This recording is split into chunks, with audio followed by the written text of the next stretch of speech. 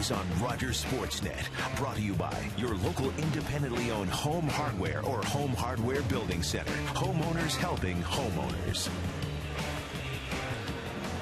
Beautiful night at Rogers Center. The roof is wide open. The Oakland A's for Game 2 of this series. They won the opener 4-1 last night behind Rich Harden. Starting lineups brought to you by TD Canada Trust. Banking can be this comfortable. Weeks, Pennington, Matsui top of the order. Matsui snapped his 15-game hit streak last night. Josh Willingham, David DeJesus, and Connor Jackson in the middle of the order. Ryan Sweeney, Kurt Suzuki, and the third baseman, Scott Sizemore. That is the lineup that Henderson Alvarez will make his big league debut against. Just 21 years old. He was signed as an international free agent on October the 17th. 2006 at the age of 16. He has made his way through the farm system. Alvarez becomes the third youngest pitcher to ever start a game for the Blue Jays at 21 years old. Here are his numbers in Double-A this year in New Hampshire. He's got an explosive arm. But on top of that, something that's rare with young kids, he's got command. Just 18 walks all season long. For his career, he's only walked 78 batters in 405 innings in the minor leagues, and he just does not get himself into trouble because of the base on balls, and he looks very comfortable. He's about to throw his first big league pitch here. 21-year-old Henderson Alvarez turned 21 on the 18th of April. Jamal Weeks will step in, and we are about set for play.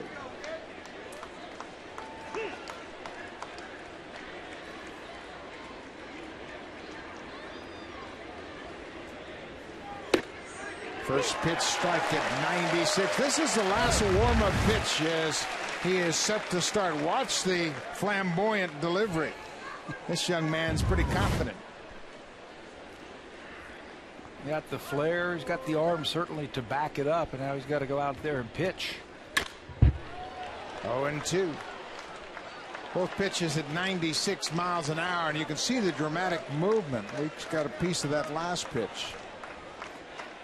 Weeks went 1 for 5 in the game last night. Obviously, he is sent up there to get a little information against Henderson Alvarez for the rest of his teammates. And his job is to get him in and get him out as quick as possible. Took a little off of that pitch. He's going to throw a very good changeup, and that changeup will be a little bit harder than normal when it's got dramatic movement on it.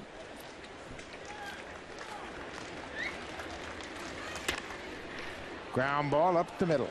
Easy play for Escobar, 1 down. Defensively behind Henderson Alvarez tonight for the Blue Jays, just one change from last night's lineup. Rajay Davis with the left-hander on the mound will get the start in left field. He'll be joined by Rasmussen Bautista in the outfit. Escobar, Laurie on the left side. Hill, Lind on the right side. Rajay Davis started on Sunday, had a good game down in Baltimore. Hoping to do the same here tonight. Cliff Pennington, the shortstop.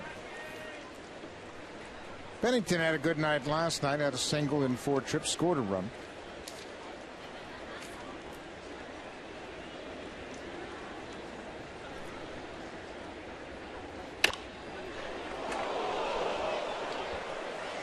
That's a pretty good indication of just how good Alvarez's fastball is. Well, right now his best pitch is the fastball. You see the good movement on it, and we've all heard him being clocked at the upper 90-mile-an-hour range. Lined off the glove of Hill into right field. Pennington hit it hard right at the second baseman. It's an air charge to Aaron Hill. Hill not real sure where that ball was. Ball hit hard by Pennington, but it's right at the second baseman. He doesn't have to jump. It's right at him, and he just misses it. Not real sure where that ball is. After it hits off of his glove, looks up in the air and can't find it. It's out in right field. So a man on with 1 out, Hideki Matsui. Matsui, the DH, had his hit streak snapped at 15 games last night. He'd also had a consecutive game streak of 21 straight reaching base. That also down the drain. Good numbers in the second half of the season for Matsui. Line to center. Colby Erasmus retreats and makes the catch. 2 outs. Let's take a look at the scouting report very quickly.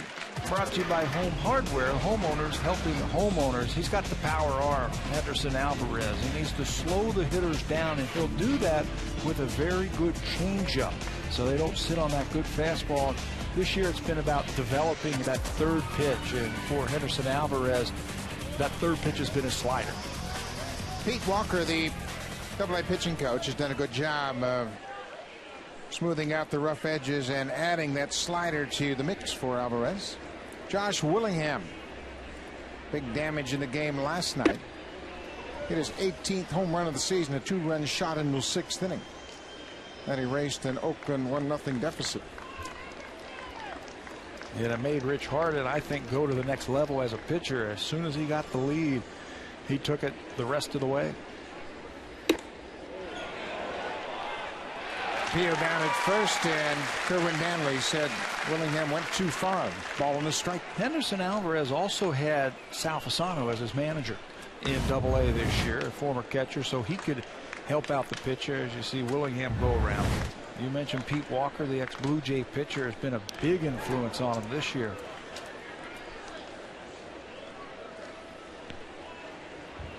Blue Jays have put together a very good staff of managers and coaches in the minor leagues with a lot of former big league players. Ball on strike, 2 outs. Pennington at first. Keep your eye on Henderson Alvarez and just watch how at ease he is in his first big league game. Seems very comfortable, very poised, and with a good idea of what he wants to accomplish here. Just down and in. He got out and started warming up about 6:20, 6:25. You know you've got that nervous energy and the excitement. He started the year in Dunedin. There might be 100, maybe 200 fans at a ball game in high A ball, and then maybe a couple of thousand in AAA. But this type of atmosphere, I don't think will hurt him. There's a base hit into center field. Rasmus plays it on a couple of hops. First and second, 2 down. We mentioned Henderson Alvarez signed as a 16-year-old free agent out of Venezuela. He's been in the system quite a while, going all the way back to 2007. The one-loss record, I never take anything into that in the minor leagues. They are there about developing players. So the one-loss record, forget about that. It's, has he polished off his breaking ball? The answer is yes. Has he been able to throw strikes with his fastball? And the answer is yes. When you take a look at those numbers and how he has done, the reports that you hear about a young kid down in the minor leagues. David DeJesus. And Aaron Seavey's going to go out and talk to Alvarez. DeJesus in last night's game was 0 for 3. Got hit by a pitch and scored in the 9th. That proved to be a big run, as that was that extra run. Made it a 4-1 game at that time.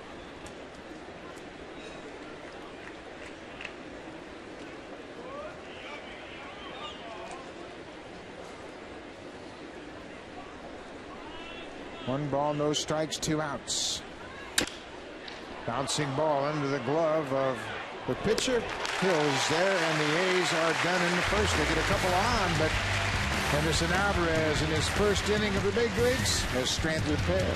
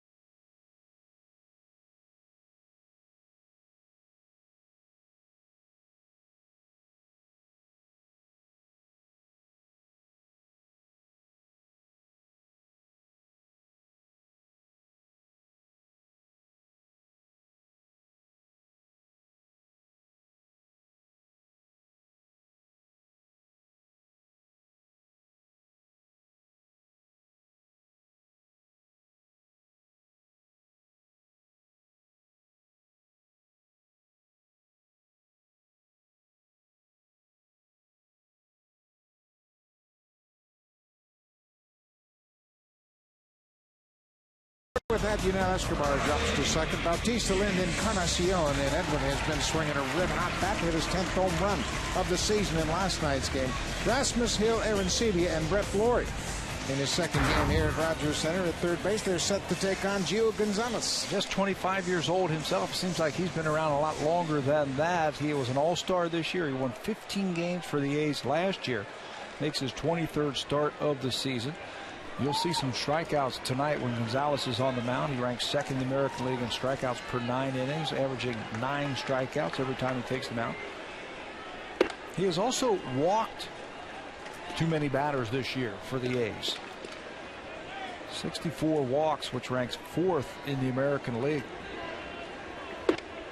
You can see the late life on his fastball as Kurt Suzuki had a tough time corralling that fastball. It broke all the way across the plate. He's got a good arm. He came in here last year with Oakland and pitched a whale of a game against the Blue Jays. There's that great curveball, but that's been a problem for him of late. Certainly has, just trying to finish off that curveball and throw it for strikes. He'll get ahead of those right-handed batters and he'll try and bury that breaking ball in on them. And he's hit a couple of batters this year in the back foot, so now he's been taking it easy with it. Popped up to right. De Jesus, what a catch. Sliding and hitting the wall on the warning track. De Jesus stayed with it. Rajai Davis is retired here, and that was a good play by De Jesus. Such a difficult catch for De Jesus because he's got to find the wall, find the ball, and stay with it. Very different here at Rogers Center. You see that brown part of the outside. That's usually dirt indicating to the outfielder that the wall is getting close.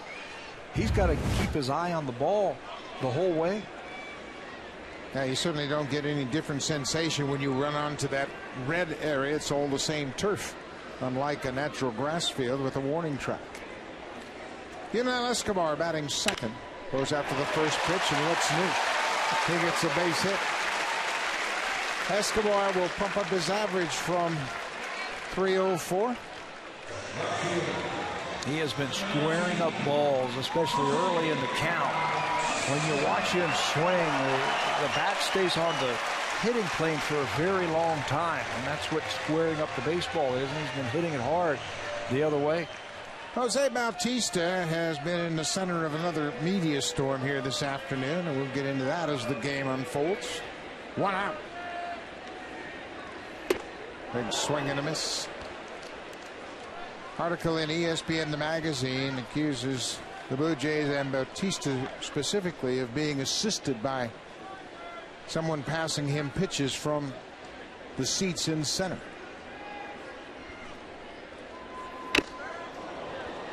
You know, I wish it was that easy. You know, that all you have to do is put somebody out there and they'll pass your signs. Yeah, it's really kind of absurd. And here's some signs going to help him out. Now that they know, they figure, well, we might as well bring the signs out.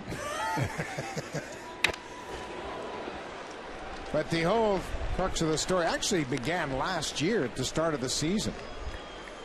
The White Sox, of all people, accused Bautista of getting some help from the seats. The so-called man in a white shirt, and there's 2 of them.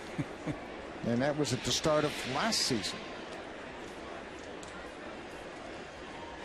Breaking ball bounced in the dirt. Blue Jay base runners are going to have to pick up on that, because whenever Gonzalez has thrown that curveball, it's bounced in the dirt, and you've got to be thinking about getting that extra 90 feet. Again, he hasn't been able to throw it to the spots where he has wanted to, especially to right-handed batters with 2 strikes. He's been kind of feeling for it from what we understand. Base runners can move up if you can read it in the dirt. 1-2 around the outside corner.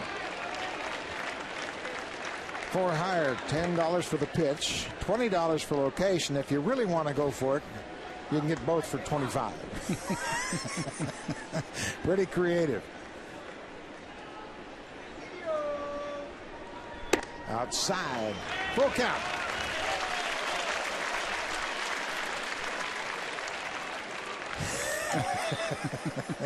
They have certainly got into the spirit of all of the media attention, that's for sure. Full count, 1 out. But Bautista addressed it very calmly and very directly and said it's ridiculous.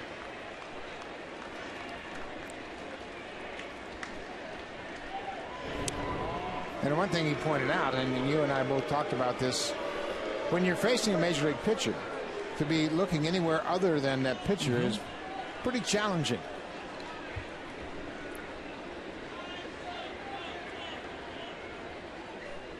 There goes the runner. Ball is popped up and back over the screen out of play. Escobar was on the move. Well, Jose has been struggling offensively. He got off to the great start. He had the great first half. Was in the All-Star game, and now he struggled. Why that story comes out now, I don't understand that either. Bautista talked to the reporter, Amy K. Nelson, last September. That's the last contact he's had with her. There goes Escobar. The ball is driven toward right. De Jesus over once again, but this one's about 4 rows deep. But Jose said he was approached last year by Amy K. Nelson, and she asked, "Are you aware the White Sox are accusing you of cheating?" He said, "No."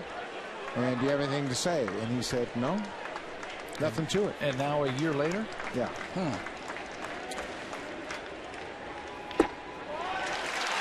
Bautista takes a look. 2 on, 1 out here in the first.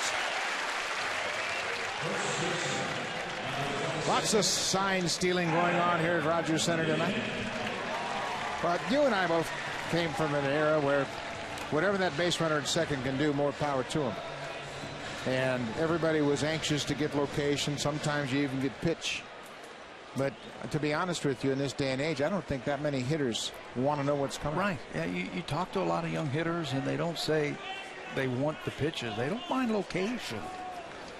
But it's all within the rules of the game that if they're dumb enough to give away signs, why not take it?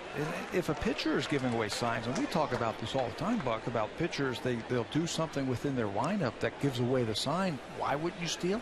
Yeah. Whatever you can do to gain an advantage within the rules of the game, it's all part of it. Ball on the strike to the first baseman, Adam Lynn. I'm embarrassed to tell you that I used to get the signs quite often and still hit 229. Still got to hit it, right? Even if you know what's coming, you still got to be able to find a hole.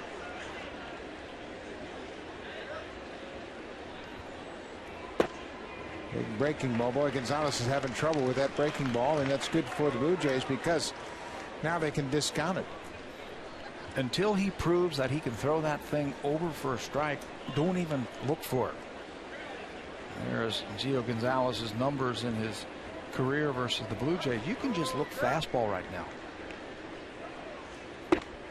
And he's having trouble getting that over. It's 93 miles an hour. He also has a changeup that he can throw over. This is nothing new for Gonzalez recently. He's gone through a tough stretch. He's 0-3 with an 8.72 ERA over his last 3 starts. Good fastball.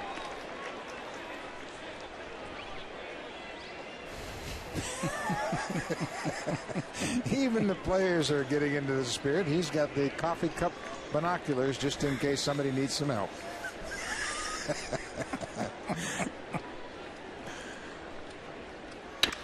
Base hit up the middle. Escobar got a good break. Here he comes around third. There'll be no throw. The Blue Jays lead it 1-0 on the RBI single by Adam Lynn. As a team, the Blue Jays have done very well this year against left-handed pitching. They've won 17 games against left-handed starters, hitting .273 as a team versus left-handed pitching. And Adam Lynn has done a better job this year. Stays right in on that pitch down and away and hammers it into center field. Doesn't pull off on it, stays right there with it, and is rewarded with a 61st RBI. That was a tough pitch. Good spot down and away about knee high, and Lynn stayed right on it.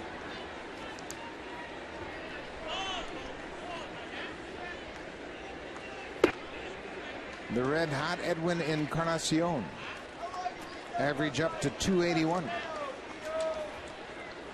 Home run number 10 last night in his first at bat. Led off the second inning.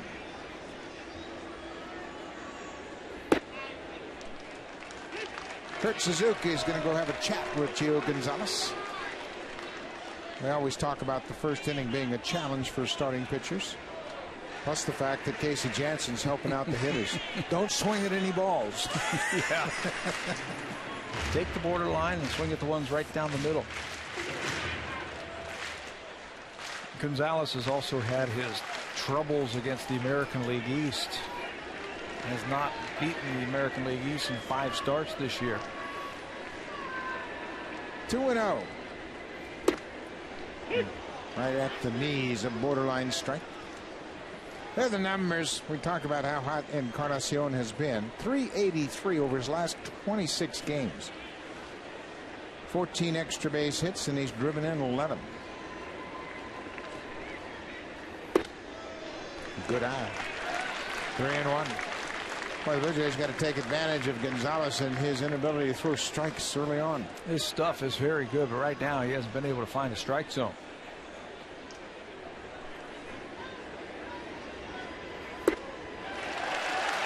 Second walk of the inning.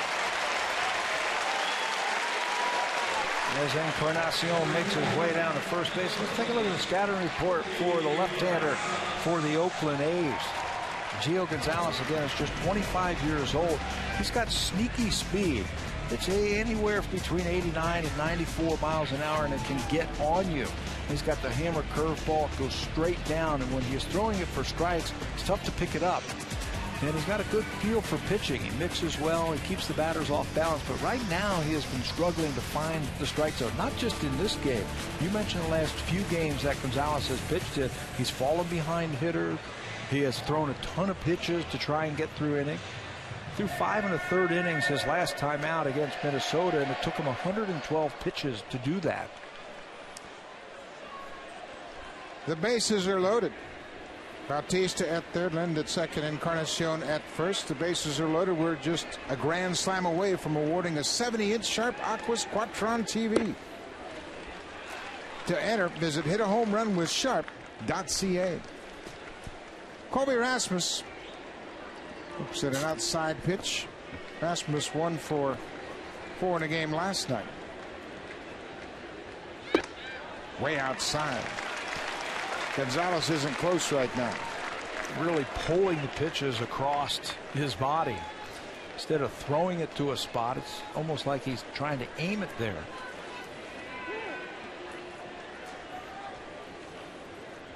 Kurt Suzuki hadn't even given the sign yet, and Gonzalez was ready to throw. There are the numbers over his last 3 starts.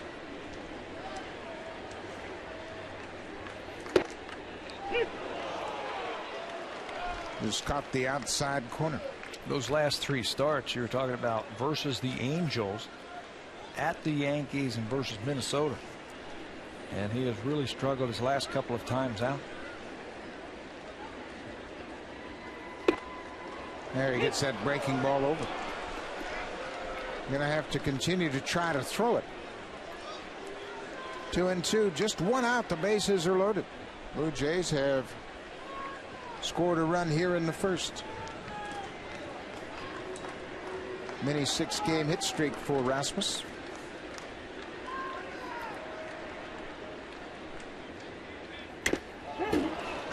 Figured he'd come back with that breaking ball. Colby Rasmus got off to a slow start since joining the Jays. He came here, made his debut on July 28th. He went 0 for 13, but since then he's been swinging a much better bat. I think there's no question that he's going to hit. You just watch him take batting practice, the way he does his thing. I think a lot of it has to be feeling comfortable around your teammates. 2-2. Upstairs. Peel down at third. Doug Eddings said no swing. It's a full count. And Gio Gonzalez said okay. He thought he had got Rasmus to commit. Still just 1 out.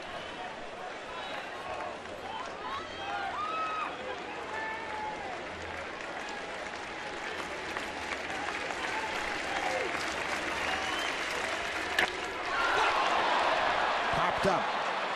Into right, De Jesus, a long run. Tagging at third is Bautista, but he will hold his ground. Too shallow and right to take a chance. You don't want to be running into any outs right there. DeJesus throws well. The center fielder with the Kansas City Royals also played some left field for him. He's got a good arm, and it's accurate, too. That throw was right on home plate from right field. So they're 2 out.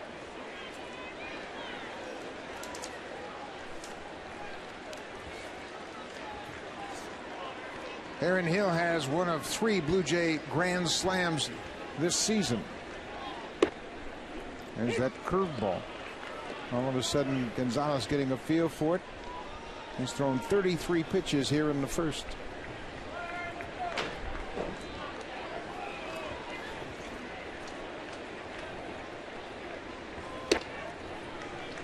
Got underneath that one. It's a ball and a strike. Just 167 for Hill over his last 24 games. This would be a huge opportunity right here for Hill to cash in.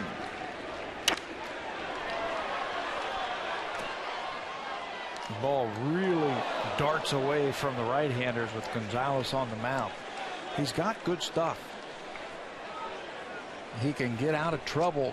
Batters hitting just .219 with runners on base, so it shows you the quality stuff that he has. I mentioned his strikeouts, second in the American League in strikeouts per 9 innings. And there's that big curveball for the strikeout, and the A's have to be thrilled as Gonzalez minimized the damage. Blue Jays get just 1 on 2 hits.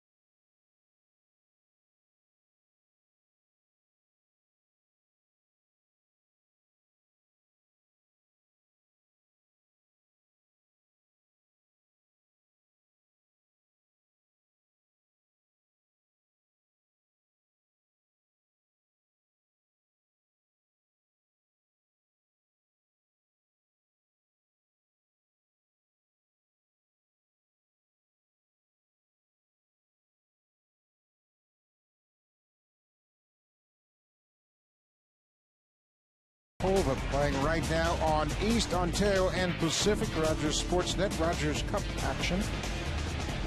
And also the men over in Montreal, Rafael Nadal playing on Sportsnet West as we speak. Great tennis action on all the channels, so make sure you check in. Some great players playing right now on the alternate channels.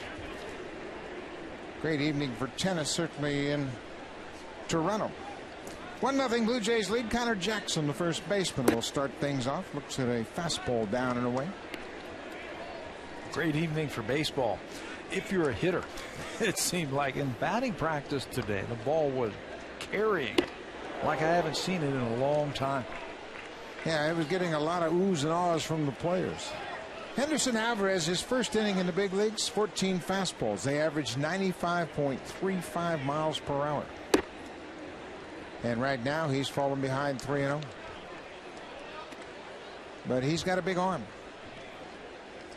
And it's so much more than just velocity. He's got terrific movement on that fastball. Boy, that was a delayed call by Danny Lemieux. I think Connor Jackson expected it to be a strike, and then when the umpire didn't call it, he was ready to set his bat down. He waited for him and thought he was going to call a ball, but then the last second called the strike. Bouncing ball up the middle. That's a base hit.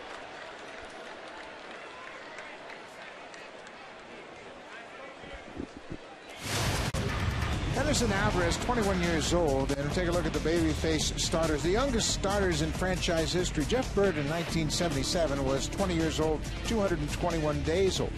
Phil Huffman in 79. Now Henderson Alvarez becomes the third youngest Blue Jays starter to start a ball game. 21 years, 114 days old. Rory Halladay's on the list, and Mike Dar back in 1977. Ryan Sweeney. Sweeney picked up the RBI in the ninth inning. Ended up the game 1 for 3 with an RBI.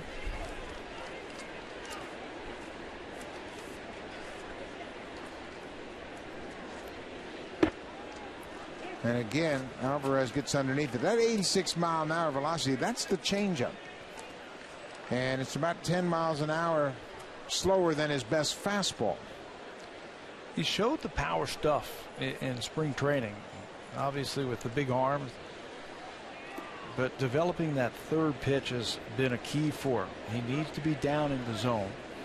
That changeup, like you said, will slow the hitters down. And the thing that Henderson Alvarez has is he's got the ability to get outs within the strike zone with his fastball. John Farrell was quick to point that out, and that's a terrific asset to have. The ability to throw fastballs in the strike zone and get outs, overmatch big league hitters. Yeah, anybody can throw a fastball and throw it in the strike zone, but it can get hit. He has the ability to throw fastballs, and you can see why with the movement that he has on that fastball. Tough for batters to square it up.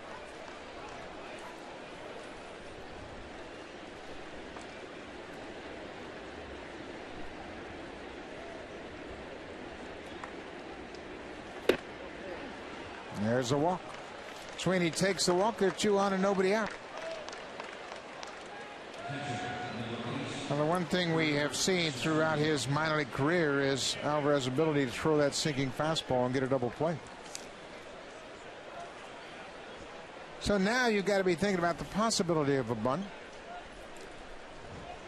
Kurt Suzuki had a bunt base hit in last night's game, part of a 2-for-4 night. He also homered. A's have been doing a better job of scoring runs and using every way they can to score the run. Wouldn't surprise me if he tried to lay one down. Suzuki batting just .228. His run production down as well. Last year he was up near the top and did a great job. He had 71 ribbies last year, 88 in 2009, just 30 this season.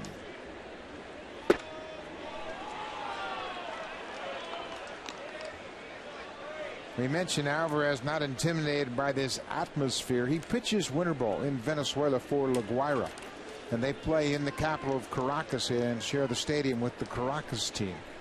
And it's always a full house and a lot of excitement in the Venezuelan Winter League.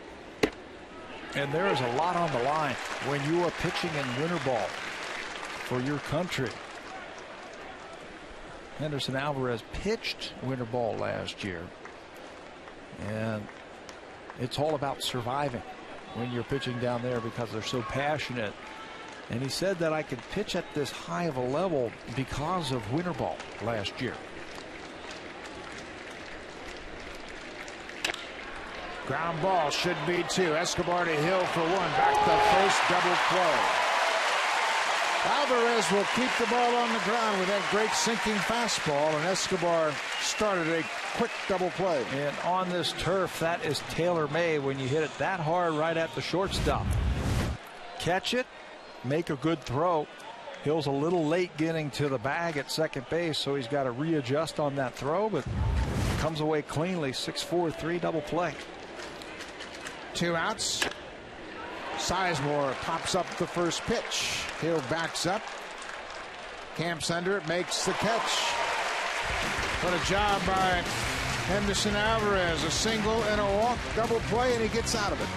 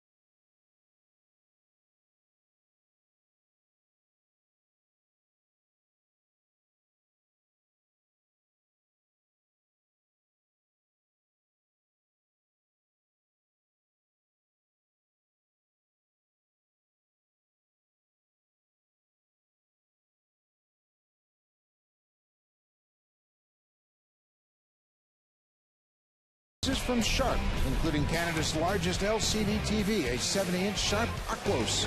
Enter online at hitahomerun with Sharp.ca. Sharp makes bigger better. Jays are getting younger all the time. Henderson Alvarez, 21. He is making his major league debut. Brett Lawrie is playing in his 5th game in the big leagues. Colby Rasmus is 24, as is Eric Thames. And J.P. Arencibia, his first full year in the big leagues as an everyday catcher at 25. And Brett Cecil pitched a good ball game again last night. He's 25 as well. So there's a lot of learning on the job with these young players, and that's why it's imperative that they get the good coaching. And you don't find any better coaches than you do in the major league level. Yeah, this is as good a coaching staff as I've been around. They're anxious to work. They're here early. They're ready to work whenever the players are here and anxious to teach. Torey Lovullo in his first year here. Brian Butterfield in his 8th year at third base across the infield. And they're terrific workers. They love the game. They teach with passion. And that goes with the entire coaching staff. Don Wakamatsu, the bench coach, Bruce Walton, pitching coach, Pat Henkin, the bullpen coach. A lot of enthusiasm. And you've got everything here for the young player. All they have to do is give their time and give their effort, and they will turn into good ball players. Louis Rivera, we didn't want to forget him. He's a coaching assistant that is not in uniform during the games, but he's a guy that really adds an awful lot. Serves as an infield instructor, throws batting practice, and from his perspective during the games, it's different from the rest of the coaching staff. He's up in the stands and he gets a different look at the club. There's a curveball that catches the outside corner. Gonzalez starting to zero in with that hook. And that always spells trouble when Gio Gonzalez can get that breaking ball over for strikes. As a right-handed batter, you don't want to give up on it. You got to stay right with it.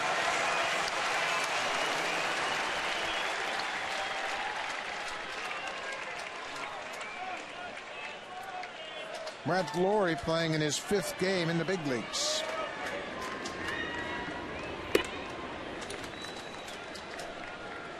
Went over 3 last night with a couple of strikeouts. But did you see the adjustments he made against Rich Harden from at-bat to at-bat? Watching the pitches, getting a better understanding and a better idea of what Rich Harden was trying to do to him. Rich Harden was really good last night. Those are the kind of things that you watch for with young players. Do they do the same thing over and over? Wrong. Or do they make adjustments? Rich Harden had a fastball and a changeup working in last night's game that had the Blue Jays totally talking to themselves. Harden went 7 innings, held the Blue Jays to just 5 hits. He struck out 8. One of his better starts of the season. He was good.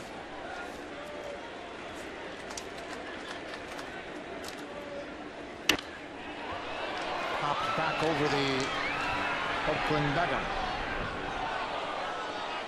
Laurie's just one of those guys that creates an awful lot of attention. Even Rich Harden after the game last night said, boy, it's good to see another Canadian kid get a chance in the big leagues. He'll be great for Toronto, and I hope he does well. But it was quite a night for British Columbia as they had 2 of their own matching up in a big league game. Full count. Strike 3 called. Fastball caught the outside corner. Brett Lawrie here in the big leagues. We understand he went to spring training, and we asked him, what kind of image do you want to develop as a big league player? I think coming into my first major league camp, it really hit me that, I want to try and make an impression. I want to be a good teammate. I want to be, just a good professional, someone who, maybe a little kid would want to look up to me someday. Just trying to be that guy that can help the team win, not worry about myself, but, worry about the ball club and put everyone ahead of himself. Well, he's certainly saying all the right things, and it's a genuine feeling. He just wants to help this team get back to a playoff contender. Rajai Davis pops it back over the dugout. Well, he'll put the time in. You know that. He'll put the work in. He'll listen. I was watching him take ground balls yesterday with Brian Butterfield. And late in the season, players don't want to be here. They want to just play the game. But I was watching him, and his eyes were right on him, soaking up every single word that Butterfield had to say to him, making himself a better ball player. We saw that same kind of reaction from Laurie when John McDonald was working with him in Baltimore. They were standing down at third, and McDonald was talking about some of the shortcuts to playing third base in the big leagues.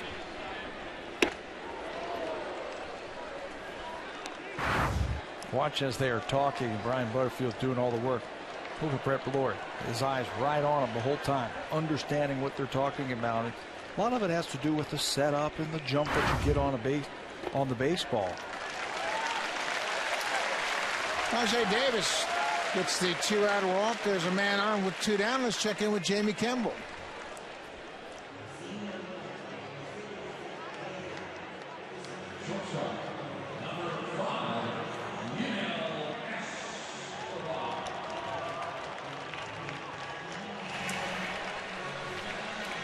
Dan Ugla has put together a hit streak. That's a franchise tying 31 straight, as Jamie mentioned.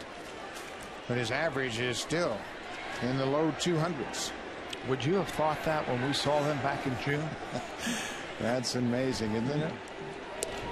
Good for him. That's the last 11 major leaguers to fashion a hit streak of 30 or more games all did it in the National League. That's amazing, isn't it? The last American League player to have a 30-game hit streak was all the way back in '98. Eric Davis did it for the Orioles. Rajai Davis, a threat to run. I wasn't quite sure what to do there as Gonzalez crossed him up. Gio Gonzalez doesn't have the greatest move in the world for a left-hander. He's already given up 15 stolen bases this year. So you know his ex-teammate Rajai Davis is going to try and get a jump.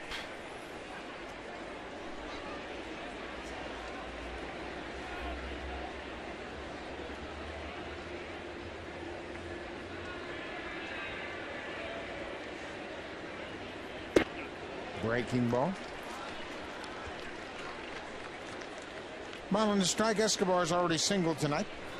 He scored the only run of the ball game. Davis keeping his eye on the catcher as well. But you got to divide your attention. Gonzalez, a very deliberate move to first. Nothing along the lines of an Andy Pettitte move at all. Yeah, it looks like he rocks back when he throws over to first base and closes that front shoulder when he's going home. This little things a base runner can pick up. Great jump at first. Escobar fouled it back. Wow. That was a gimme right there, as Davis had a running start at first and Escobar fouled it back. And it also looked like ball 2. Ball looked like it was up. Watch this jump. The front shoulder closes and he takes off. And he's saying, why? Why? I had that one stole easily. Yeah, it's a different story if Escobar had 2 strikes, but it was a 1-1 pitch. Coco Crisp on the shelf for the strained calf muscle. He's here in the dugout, but out of the lineup. Pitch out. 2-2. Well, now Davis has to run on this pitch no matter what, don't you think? Yep. You can't pitch out. Escobar's going to get something good to hit. Make sure he goes home. There he goes. Escobar fouls it off. Looked like a hook.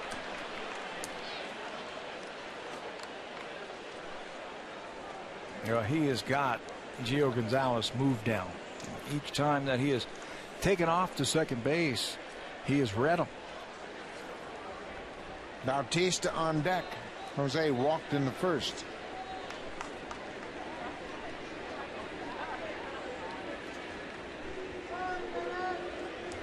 Not going. Curveball downstairs.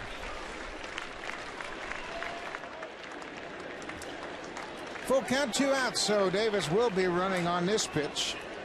And no reason to try to get a good jump. Make sure Gonzalez unloads to the plate. 1-0 Blue Jays lead it. Breaking ball pulled to third. Sizemore on the run just in time to get Escobar. Gonzalez made a good pitch Couple of strikeouts in the inning, and the Blue Jays strand the base runner. It's a 1-0 game after 2.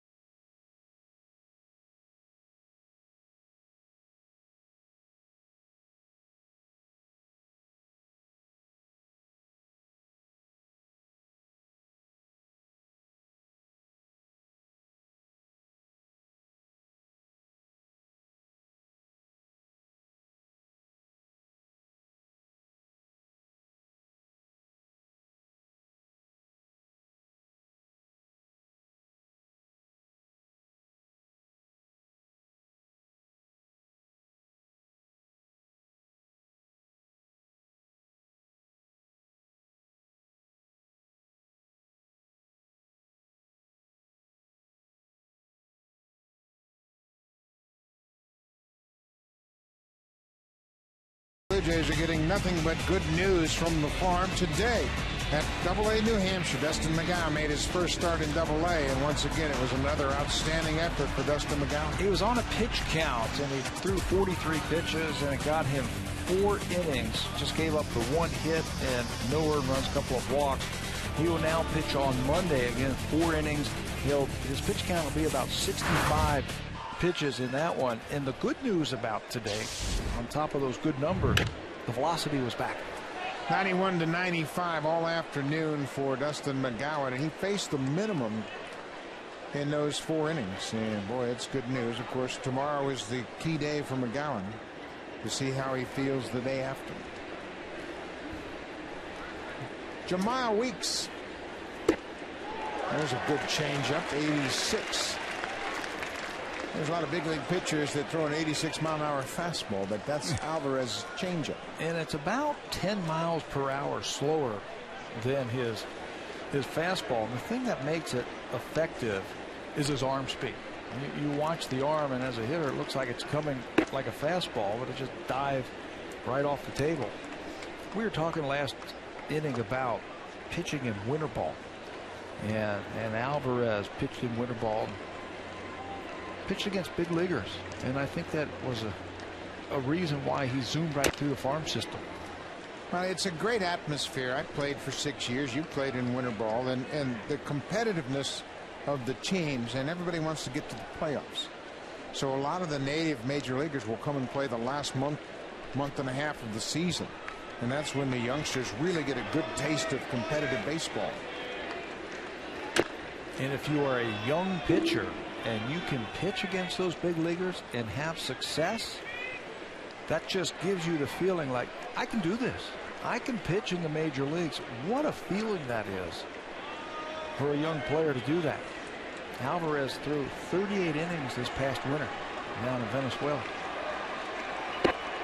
Strike 3 called. Up the changeup on the outside corner and freezes Weeks. First big league strikeout for Henderson Alvarez. And it looked like another changeup. Stayed on the outer half. The good arm speed as it comes through paints that outside corner. I just think the Latin American players that do play winter ball have such an advantage over kids that grow up in North America and don't have that experience, because those are their big league teams. They grew up watching those winter league teams with all the great native stars, and they get a chance to play with those stars from their respective countries in winter ball. In a very passionate surrounding, chance to go to the Caribbean World Series. I mean, if you've never played winter ball, you don't know what we're talking about, but I'm telling you, it's a different level than minor leaguers are used to. 0-2. Just off the outside corner. While playing in Venezuela or in Puerto Rico, where I play, and you have the drums, the dance, the merengue music, and everything at the start of the game, and it's a party. I mean, it is passionate.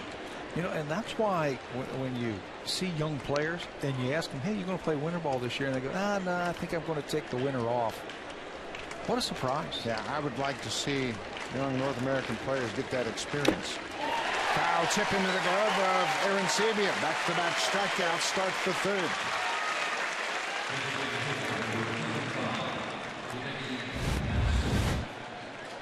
Pennington got on by an error last time. This time down. J.P. Arencibia does a good job of holding on to that foul tip. 2 in a row now via the strikeout.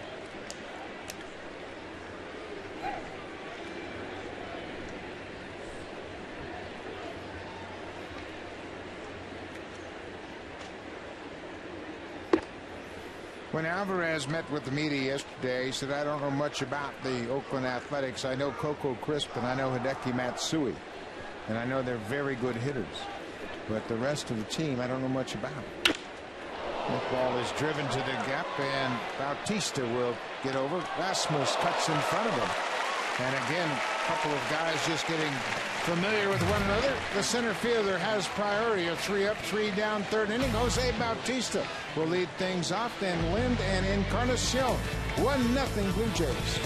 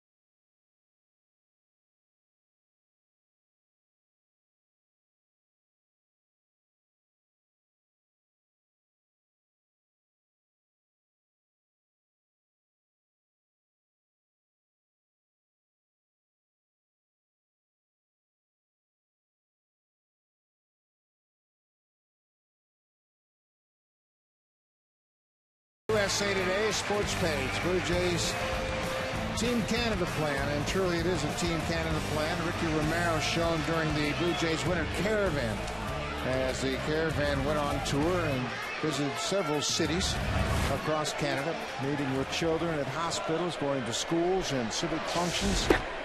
As the Blue Jays once again are getting back to their roots of spreading the word coast to coast. They play in Toronto, but they are really Canada's team. And they have really captured the fans with the young players that they are coming up. One of the things I read in that article is the Blue Jays have the 4th largest market in all of baseball. Fly ball, right field.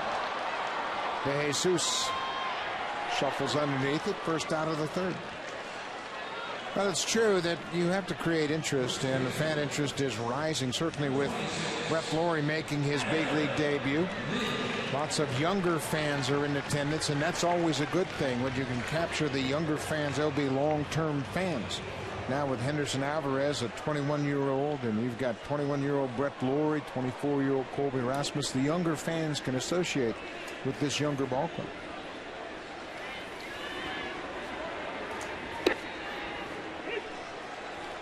Adam Lind, the only RBI of the game. He hit a tough pitch off Gio Gonzalez in the 1st. He hit a single up the middle.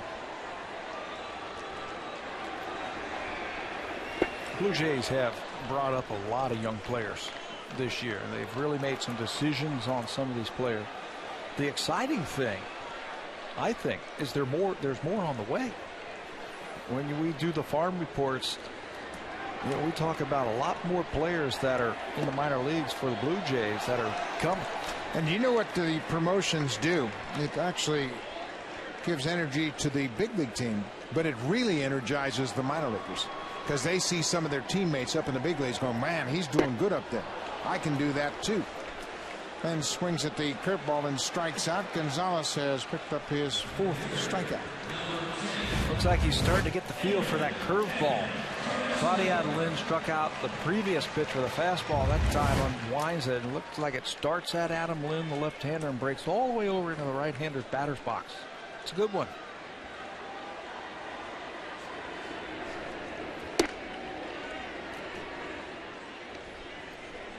Edwin Encarnacion walked in the first.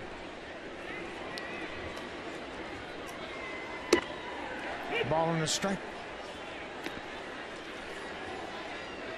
Big improvement for Encarnacion since the All-Star break in OPS. Just under 700 before the break, over 1,000 after the mid-season break. True judge of what you can do offensively is the combination of your on base plus your slugging percentage. Popped into center field. Ryan Sweeney is there, and Encarnacion is retired. That snaps a streak of 8 straight at bats reaching base. Alvarez has a 1-0 lead.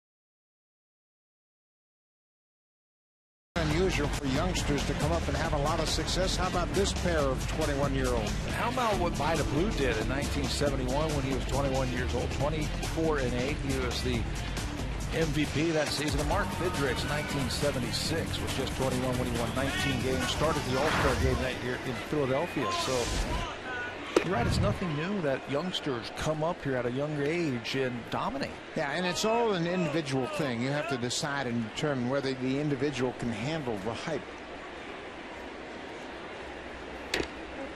Bounced foul. We have seen it with Brett Lawrie and certainly heard it in the 5 days he's been here. Every time he has a camera shoved in his face and a microphone put in front of him, he says all the right things, very calm. And as we mentioned with Lawrie, he's been in the spotlight since he was a teenager, certainly during the Olympics in 2008. So this is not that big a deal. Do you think it is easier for an everyday player at such a young age to play in the big leagues or a pitcher at such a young age? I think it's easier for an everyday player. So do I. I think a pitcher standing in the middle of the diamond is the focal point of everybody in the ballpark.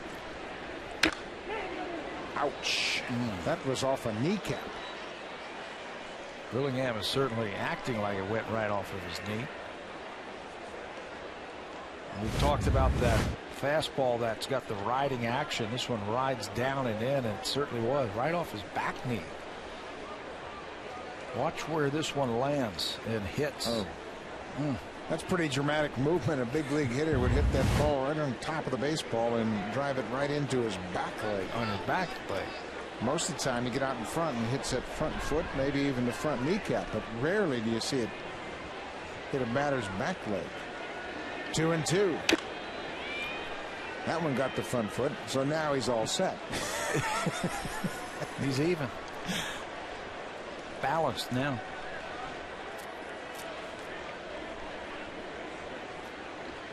Josh Willingham leading off the fourth inning.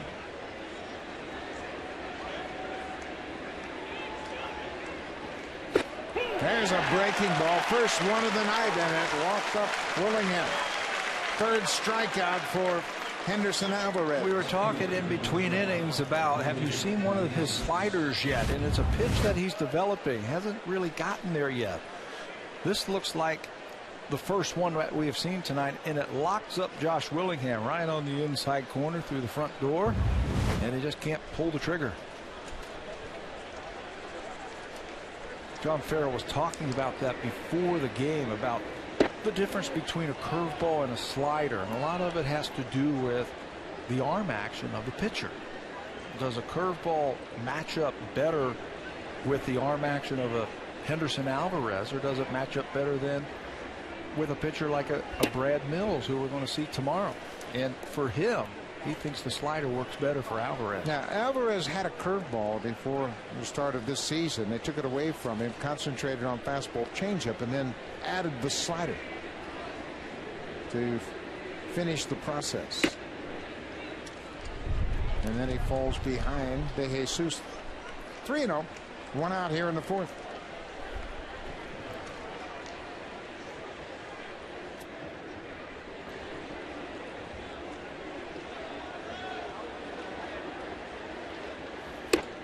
Right down Broadway. Get back to your discussion about which is easier, coming into the big leagues as an everyday position player or as a pitcher. I think pitcher, as we mentioned, they have to sit around, pitch once every fifth day, and then they're the focal point of the entire ball game. The ball is driven to center field. Colby Erasmus back, looks up. This ball is gone. David De Jesus has tied it up. His 8th home run of the season. It's a 1-1 ball game. We were down on the field earlier today for batting practice, and we noticed how the ball was really carrying with the roof open. It's been a windy afternoon, and the balls are just shooting out of here. De Jesus goes down to get this one. Clobbers it to center field, and just barely makes it over the wall. It's down. He goes down and gets it. 3-1 fastball, and De Jesus ties it up. Oakland has now homered in 8 straight games. They've hit 12 home runs over that stretch.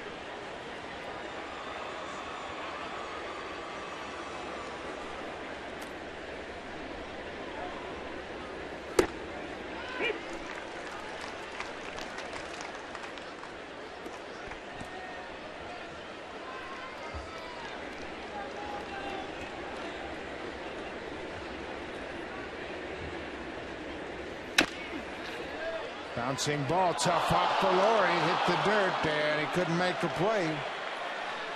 Jackson was thinking about going to second, but Escobar backed up the play. That was a do-or-die play, no question about it. It was chopped off the turf and hit the sliding pit at third base. You wait back on this ball, and Connor Jackson's going to beat it out. The only way to field it is to aggressively come after it and try and catch it on the short hop through the backhand, and you field through the baseball. Laurie just can't come up with it because the ball stays down. Tough enough play that they have ruled it a base hit. That's an infield hit all the way. Ryan Sweeney makes the first pitch strike.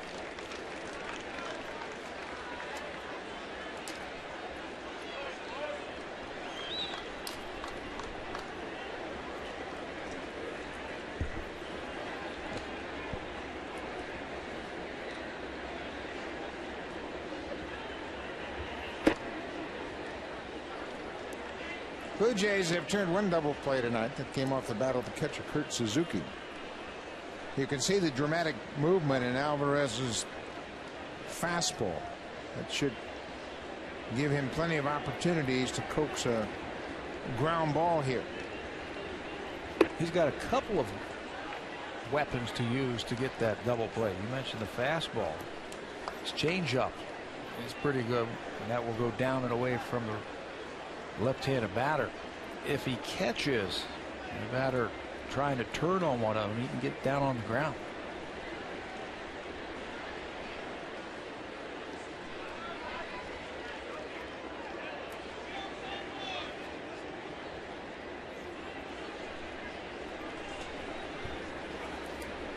Aaron Sebia checking with Don Wakamatsu in a possible running situation.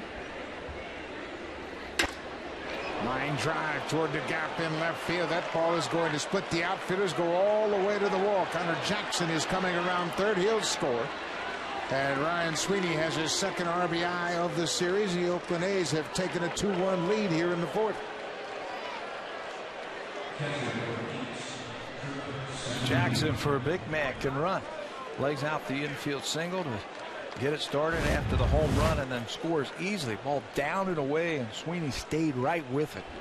Didn't try and pull that ball. If he did, it probably would have ended up on the ground in a double play. Stayed right with it, right through it. And he now has 19 RBIs to go along with his 11th double. Jackson was coming around. Made up his mind he was going to score once he saw that ball go to the wall in left center. Kurt Suzuki. Suzuki grounded into that 6-4-3 double play in the second. Oakland has connected for 5 hits against Alvarez.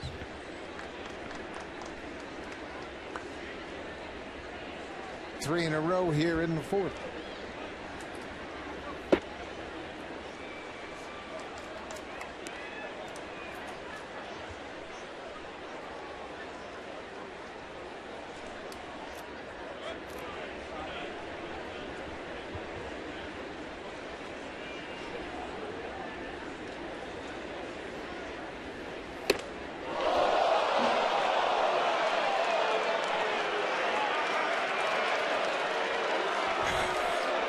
Scrambling in the dugout, that's for sure.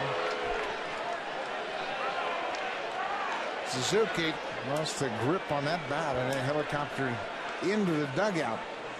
It's better that he was in the dugout, not into the seats. Into the seats. Players watch it. It pulls the string on the changeup, and he loses everything.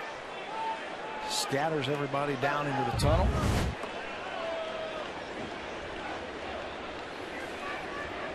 Everybody looks to be okay. A ball and 2 strikes. Sweeney at second base, 1 out.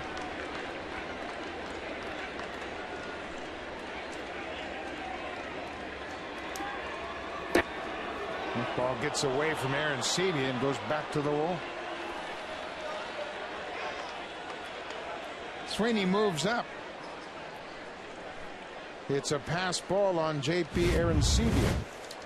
Looked like a fastball, and he just missed it. Closed the glove a little bit too soon, and the runner will move up now, and the infield has to come in. Blue Jays have now been charged with 18 pass balls, second only to the Boston Red Sox. 2-2. There's a breaking ball down and away. Of course, the Red Sox have Tim Wakefield, the knuckleballer. The Blue Jays have a lot of good young pitchers with a lot of late movement, but both Aaron Sebia and Molina have had more than their share of pass balls this year.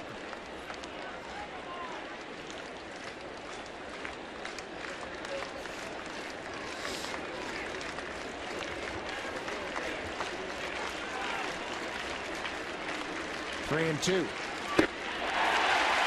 Changeup. Good movement on that changeup. 84 miles an hour, had late sink.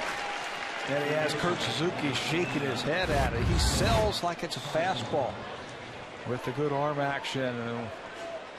It's a lot like Ricky Romero's changeup. Got that side spin on it. You get batters way out in front. Really upset their timing with it. Infield is back with 2 outs. Bounced up the middle, and he'll get through to center. Scott Sizemore on the first pitch delivers Sweeney. Oakland has scored 3 here in the 4th. Nothing better than a 2-out RBI single. Doesn't hit that hard. Just right back where it came from. No chance for Escobar to get that one. Now Farrell looks like he is contemplating a decision here. Checking to see where he is in the lineup, what the matchups look like, and he's certainly got a full complement of fresh arms in that bullpen. 2 outs, top of the order. Jamal Weeks takes a fastball for a strike.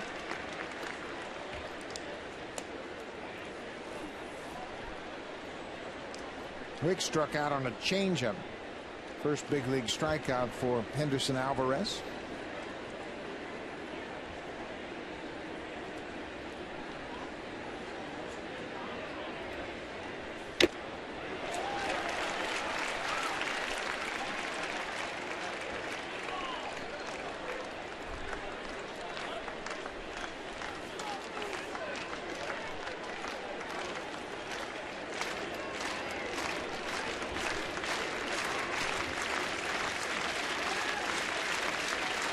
And 2.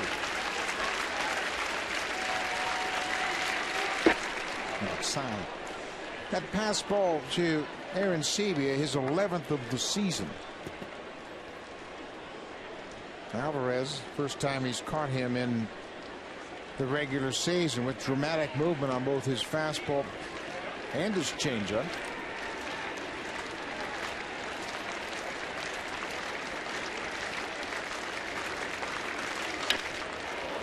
Ball is driven to center field. Rasmus got a late break. The ball is carrying. What an effort.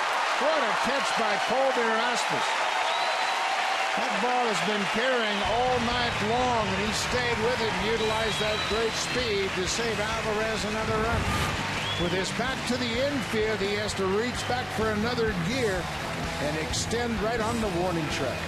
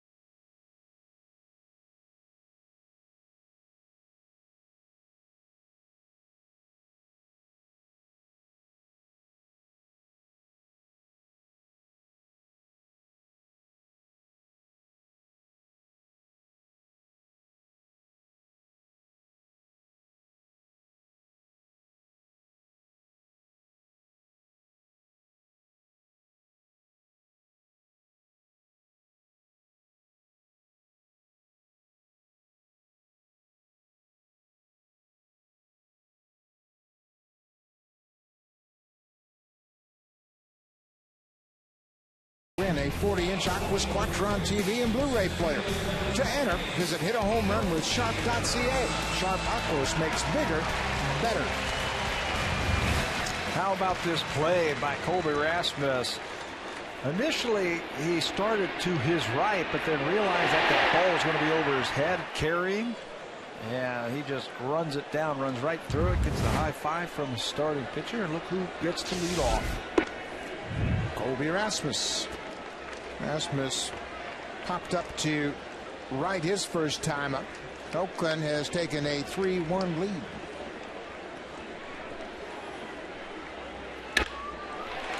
Base hit to right.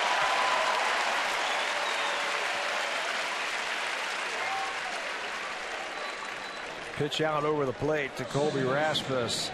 Last time up, he came up with bases loaded and just one out and flew out to short right field. This time he was going to make sure he got the head out and pulls it into right field for a base hit. That extends his hit streak to 7 games.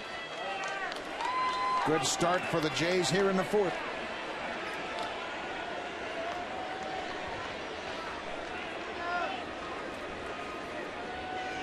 Aaron Hill struck out his first time up.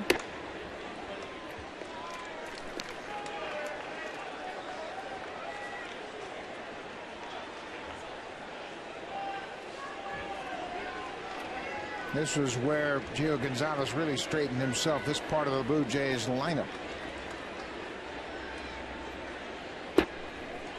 He struck out Hill to end the 1st and then struck out Aaron Sebia and Laurie to start the 2nd. Lind had singled and then he had walked Encarnacion and then got the last 2 batters. You're right. That's where he started getting his breaking ball over for strike. Getting ahead in the count a little bit better.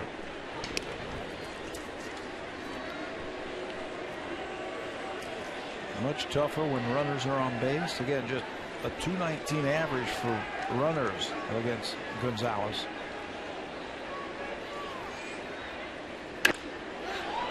Popped up. Weeks, the second baseman, out into shallow right. 1 out, 1 on. Let's check in with Jamie Campbell.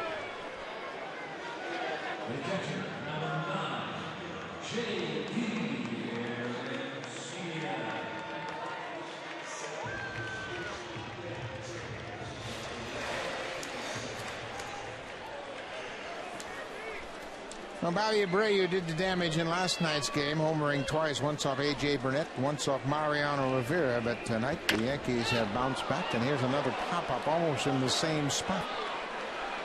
Weeks back a second time. Leadoff single and 2 pop-ups to second. Number 13, Rex Norrie.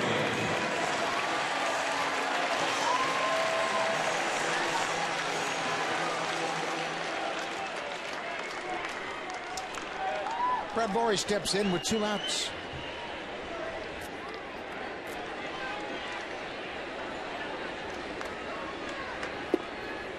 Down and in. We kept following Lawrie once we saw him in spring training. Obviously had a real high interest in what he was doing in the minors. His month of April, he hit pretty well, but didn't walk much and struck out a lot. But then in May, he turned that around dramatically as he had just about a walk for every strikeout, reduced the number of strikeouts and increased his walks dramatically. Became much more selective at the plate. Early in the year, a book on him for a right-handed batter was throwing breaking balls down and away. When he had 2 strikes, he would go ahead and fish on it. Drives this ball to the alley in right center. David DeJesus over and makes the catch. Looks like it's out. The umpire, Kerwin Danley, has called Lawrie out. DeJesus flipped it to the center fielder Sweeney. The ball hit the ground, and that's why the crowd is reacting. They thought he dropped it. And now, just to make sure, John Farrell's going to go out and talk with Kerwin Danley, the first base umpire. But clearly, DeJesus flips this ball to his center fielder. So the Jays are trailing 3-1 now. Time for a Jays Connected update. Here's Jamie Campbell, Greg Zahn in the Blackberry Broadcast Studio.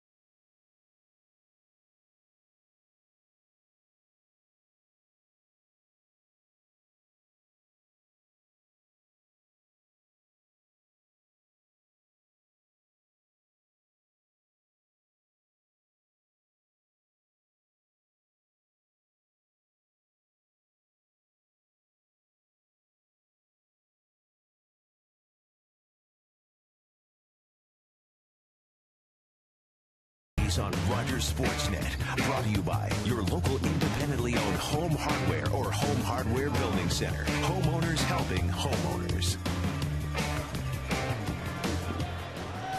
Back here at Rogers Center, Oakland with a 3-1 lead.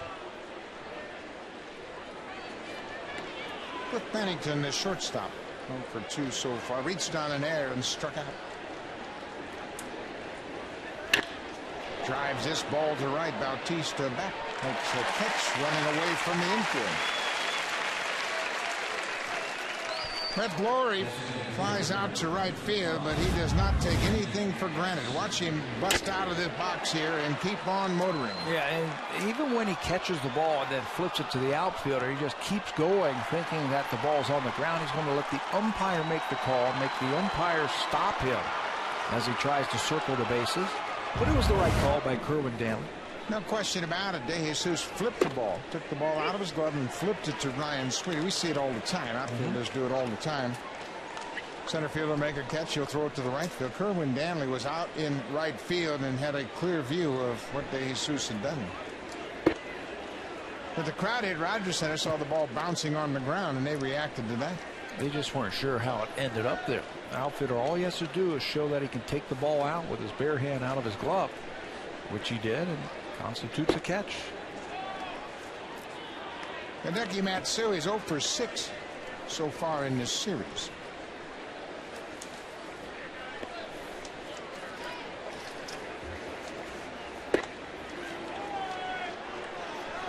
Three and 1.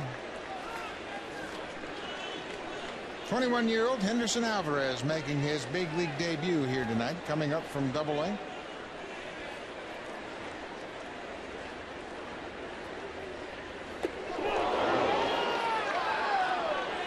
That hit Matsui in that back leg. Tough way to get on. Looked like he was trying to throw that one just a little bit harder than he needed to. Reached back for a little something extra, pulled it all the way across the strike zone. And he hits Matsui just above the ankle on the back leg. Right on the shin. You can't get out of the way of that when you've got all your weight on your back foot, and there's just no way you can avoid getting hit by that pitch. Josh Willingham 1 for 2 so far.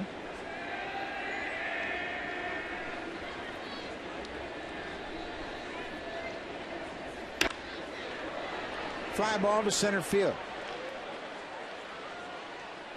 You can see the wind messing with Colby Erasmus there.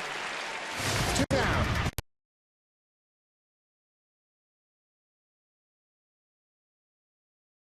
Promoted Conrad at 23. How about Dustin McGowan? What a story that is. If he can get back here, and I think he will by September. He'll spend the month of August in Double-A, getting his pitch count up, getting his innings up. We'll probably see him in September. But there were some other young players on that list who are having outstanding minor league seasons. Zach McGuire's 22. He is now at Double-A.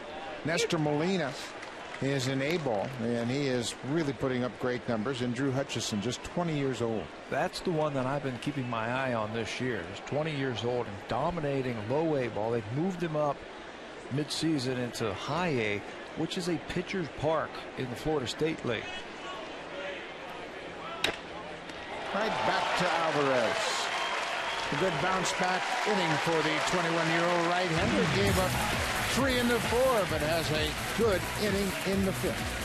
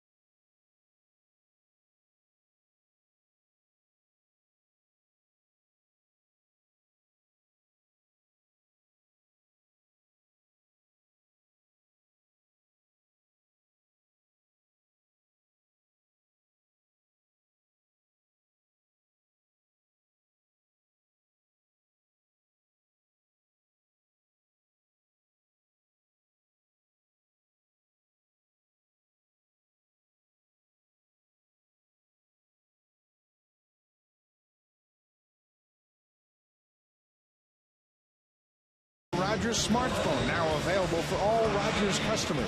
Sign up today at RogersOnDemand.com. You can keep tabs on the Blue Jays no matter where you go with the help of RogersOnDemand.com.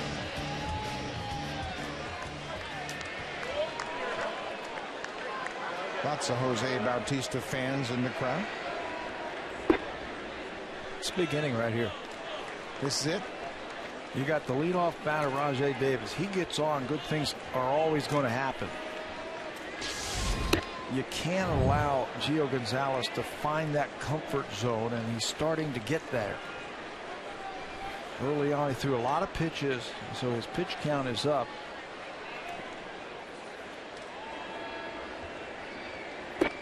Blue Jays had him on the ropes in the first. They scored 1 run on 2 hits, but stranded the bases loaded. And they haven't had a sniff since.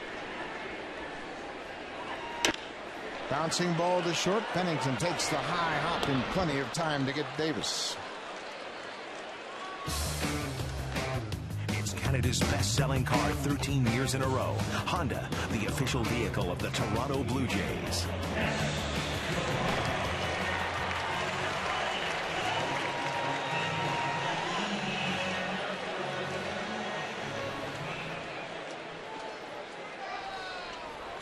Gio Gonzalez has held the Blue Jays in check, just 3 hits. Yunel Escobar has 1 of those 3 hits.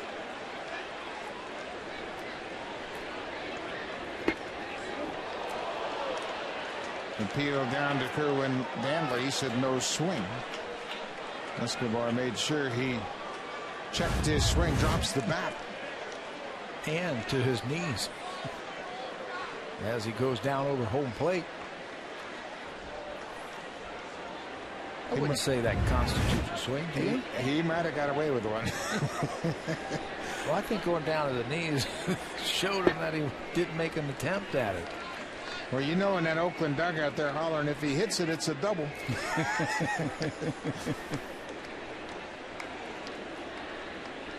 2-0.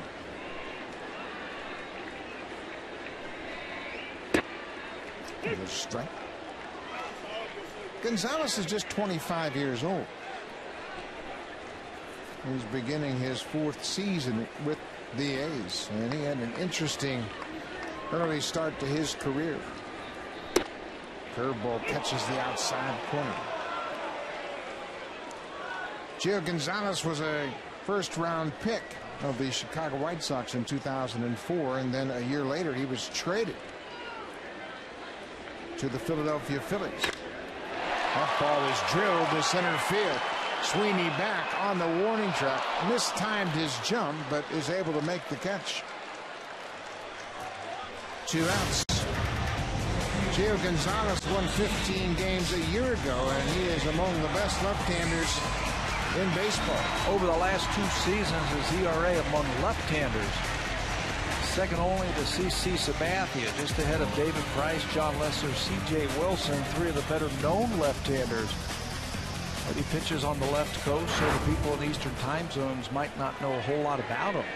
This year, his ERA is very good. His strikeouts are up. His innings are up. He just can't win ball games because they haven't been able to score runs for him.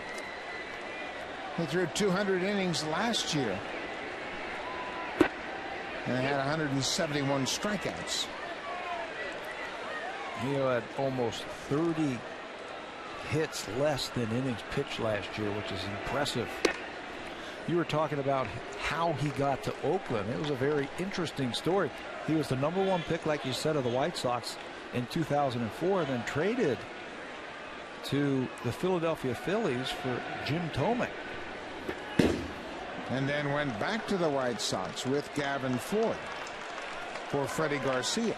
And it just shows you how much the White Sox felt about Gonzalez. I remember Kenny Williams' quote after that. He said, I think I made a mistake trading that young kid Gonzalez.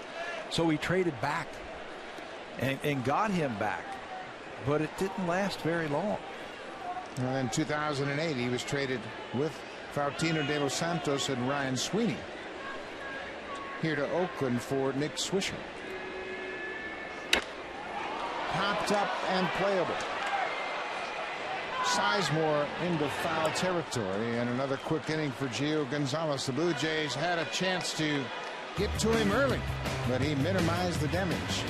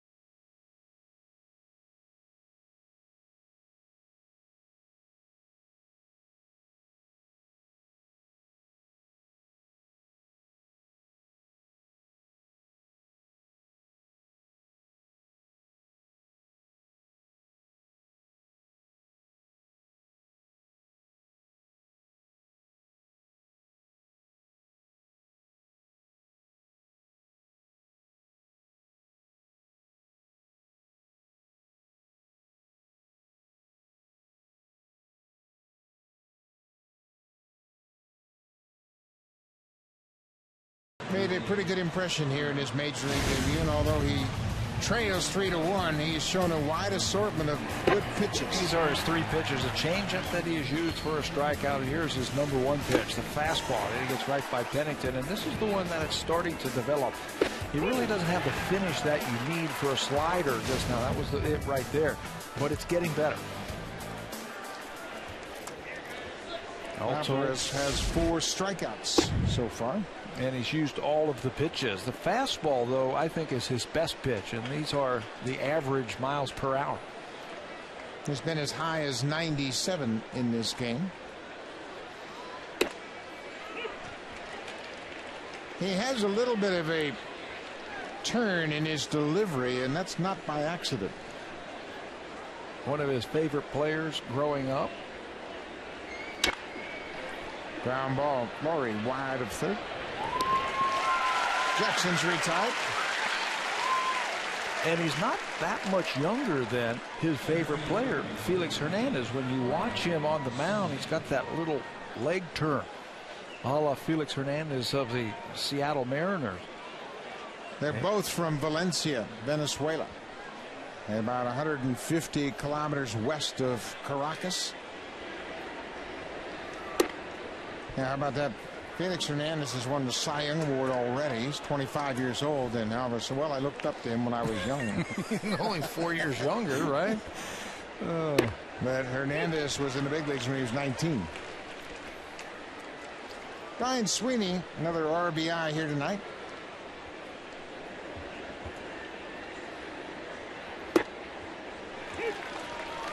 One thing I like about Alvarez, we have not seen any pitches just sail away from him, get out of control. He hasn't missed up and away.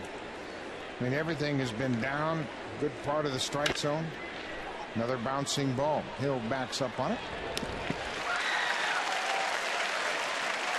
2 outs. Fans, test your knowledge and win additional Sharp prizes by visiting the new Hit a Home Run with Sharp Facebook page. An opportunity to pick up some beautiful prizes from Sharp. Just check it out on the Sharp Facebook page. You know, you talk about Henderson Alvarez pitches not going anywhere, under control. Watching him on the mound, his body language and his facial expressions tells me that he's under control. Doesn't look to be too high or too low. He was saying yesterday, Louis Rivera was telling me that he was hoping after the first pitch that he can just calm down and just pitch like it's a normal baseball game. But I'm going to be excited. It's going to be a thrill to be pitching in my first big league game. John Farrell had a great line in our opening clip when he said, yeah, he's going to have butterflies, but I hope they're flying in formation. They have been. Fouled off the glove of Aaron Sebia. But again, and I don't want to overdo it, but I have seen these young players that I have played with in winter ball. 17, 18-year-olds get to work out with the big league players in winter ball, and they think this is what they're supposed to do.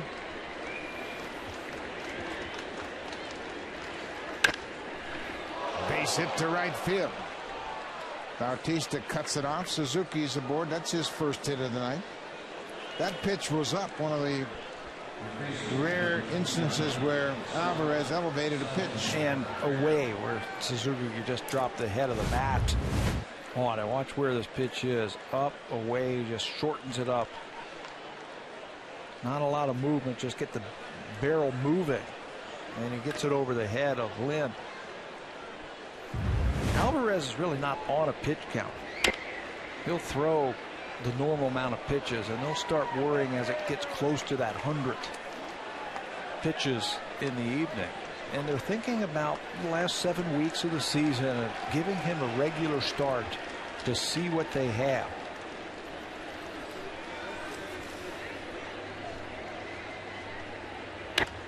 Cued off the end of the bat.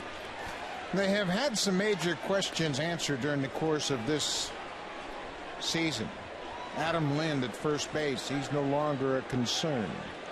J.P. Aaron Sebia, although he'd like to have a better batting average, has provided pop. Could see Bruce Walton going to the phone to the bullpen. They have watched the progression and the development of Brett Lawrie. Now he's in the big leagues, and now finally one of the guys they had on their minds in spring training, Henderson Alvarez, is here in the big leagues.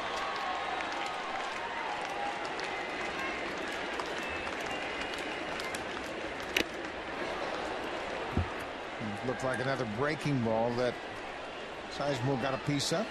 There's some other young players that they have brought up this year that have surprised them. Luis Perez out of the bullpen. John Farrell really likes him. Eric Thames has really opened up some eyes. He's going through a little bit of a rough patch right now, but he's going to be part of this team the rest of the way.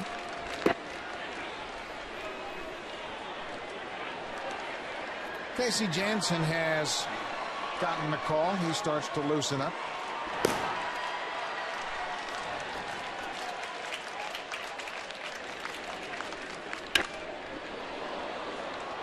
Ball was popped down the left field line and into the seats. Sizemore, an RBI single to center back in the fourth inning. Henderson Alvarez getting to the end of the line. The ball is hooked down the left field line, hooking foul. Throwing a few more sliders now late in the game as he has hit the century mark in pitches. Just that fourth inning, a rough one. 29 pitches for Alvarez, probably cost him an inning here tonight. 15 pitches, probably the ideal number John Farrell would like to see from his starters. 15 pitches per inning. 2-2. One thing you can bank on, and Alvarez might allude to it after this ball game, the adrenaline and the excitement robs you of some of your energy.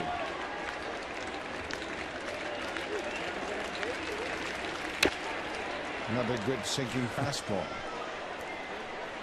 But he hasn't lost much off of his pitches. But you can bet just the excitement of joining the big league team. Came up yesterday, sat in the dugout with his new teammates. Thought about this start.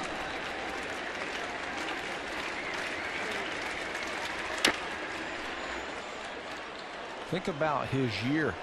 He started in Dunedin, which is in the Florida State League, upper A ball at just 21 years old, mind you. And then to Double A, and now here in the big leagues. I know when I was 21, I had no chance of playing in the big leagues because I wasn't mature enough.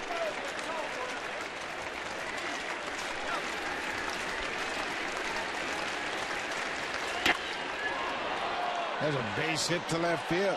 Sizemore has a heck of an at bat. Comes up with his second hit of the night.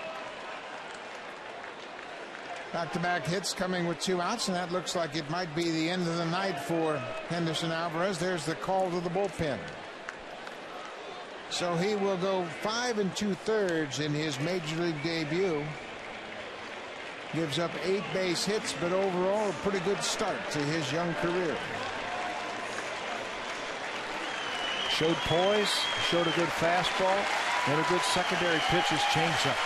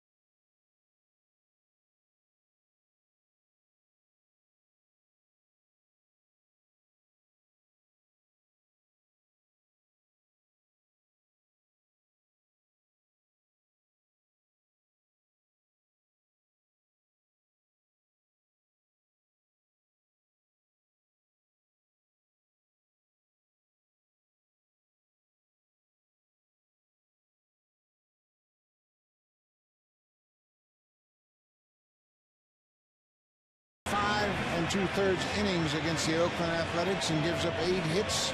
He has already allowed 3 runs, and the 2 base runners on base are his responsibility, and look to the bullpen to keep those runners from scoring. And Jansen will get to do that. Casey Jansen in 35 games this year, that earned run average at just 260 for Jansen. He's also had 4 holds, worked a couple of days ago in Baltimore, a clean inning, just gave up a hit in the 1 inning.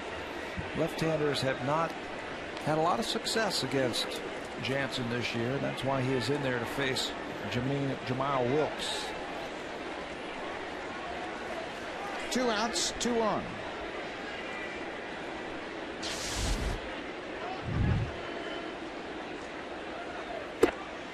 First pitch strike. Jansen has had a terrific season. He closed out the win on Sunday in relief of Ricky Romero. As Pat mentioned, he went 1 inning, had 1 strikeout, and gave up a single.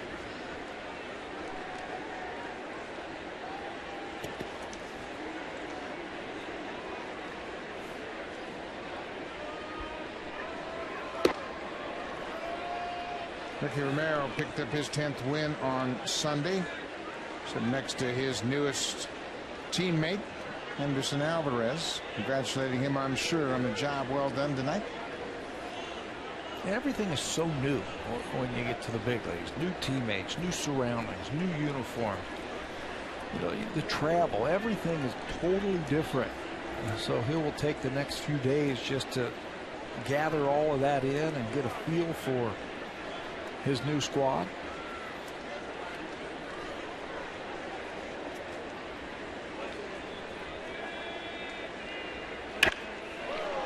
Base hit into right field. Bautista's got a strong arm, and they'll stop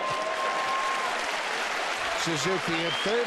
Hit right at the right field. There's not much chance for Suzuki to score, even though there were 2 outs. Spent 5 weeks in the infield at third base, that Jose Bautista, and still leads this team in outfield assists. This would have been another one, but it's hit too hard right at him, and watch where the throw ends up on 1 hop. Perfect.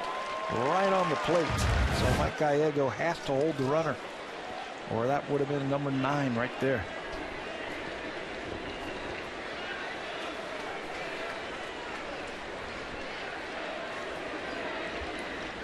Cliff Bennington 0 for 3 tonight.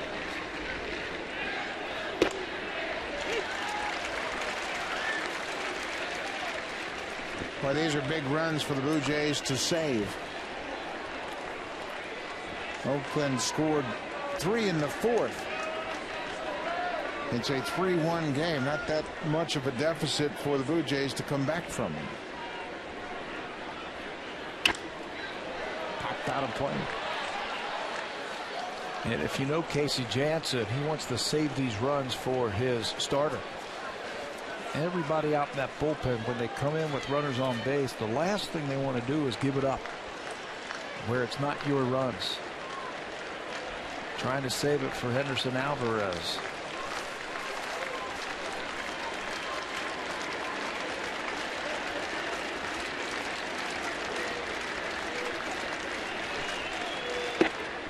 Up and away.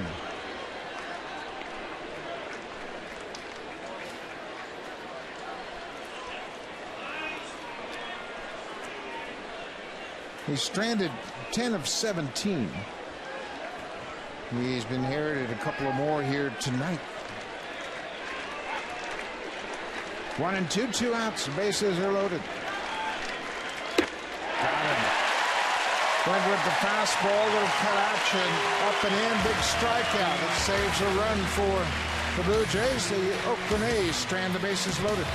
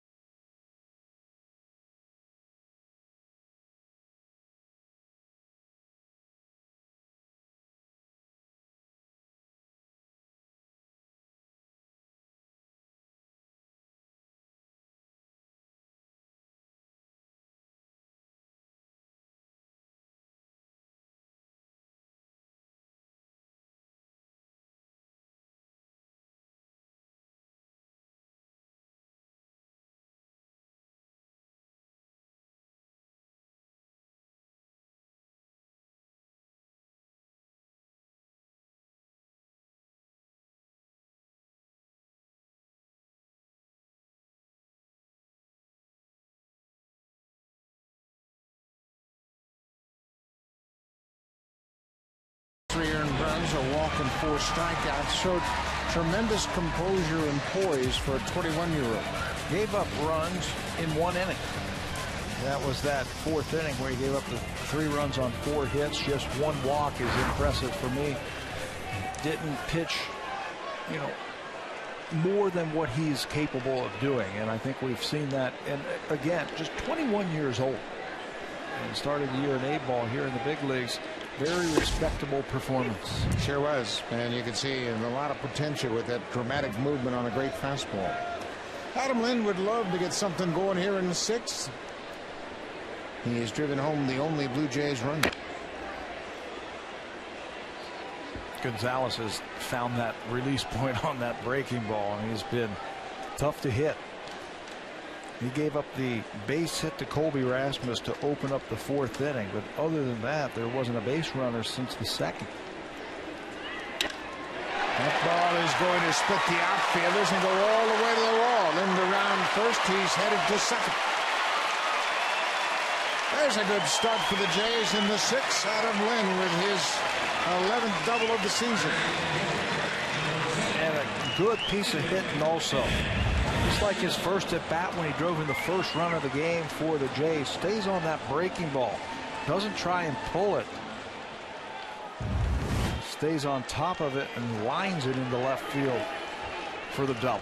That might get him going. He's had 2 hits on tough pitches against a nasty left-hander. That might just be the thing that gets him started. You know, he is always hot when he stays over the ball and uses the whole field. Well, a good chance for the Jays here with Lind at second and Encarnacion, the hitter. He's walked in, popped up.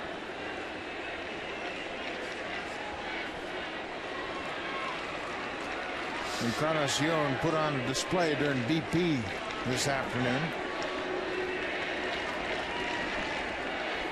Had to go order some more baseballs after he was done. He and Bautista. Woo.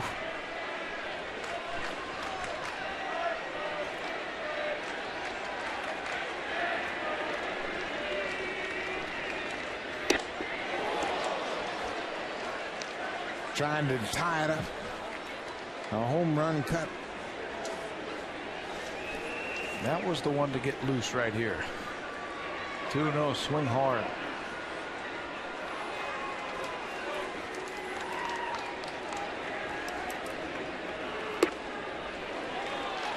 Gonzalez didn't like the call. He missed his spot. He was trying to go inside and missed all the way across the plate. Manny DeMuth didn't like the height, thought it was down. 2-1. 3-1 is the count as DeMuth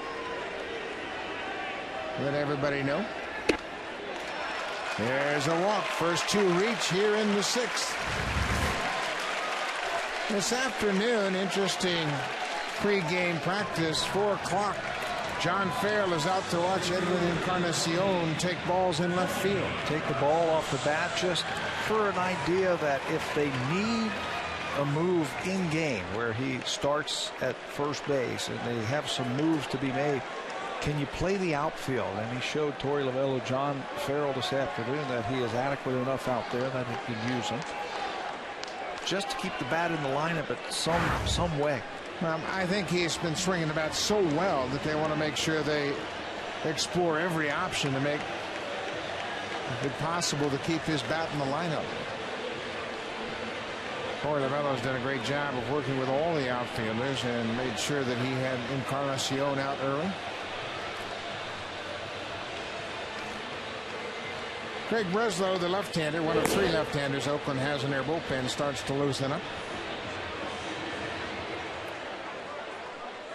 Big point of the ball game for Gio Gonzalez. First and second, nobody out.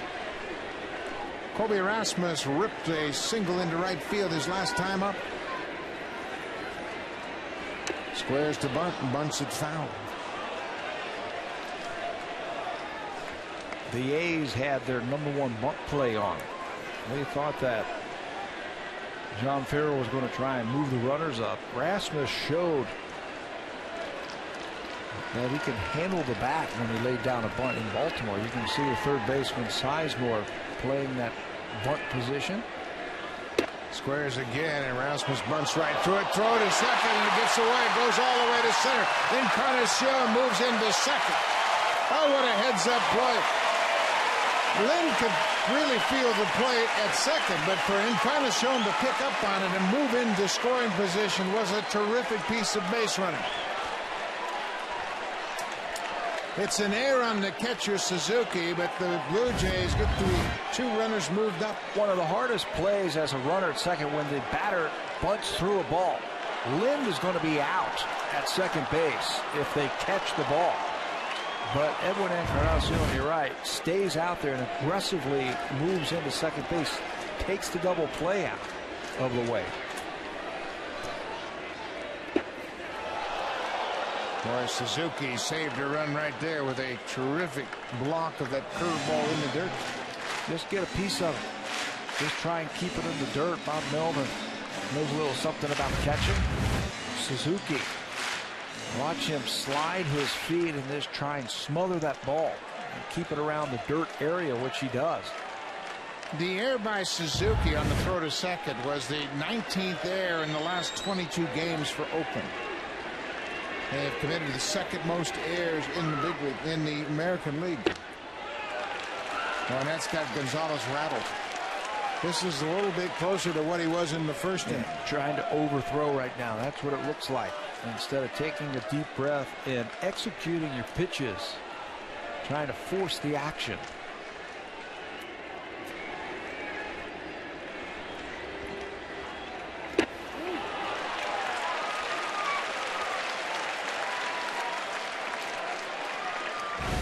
Watch the play by Suzuki. They bunt through the ball, and he's going to have him at second base, but the throw gets by the shortstop, Pennington.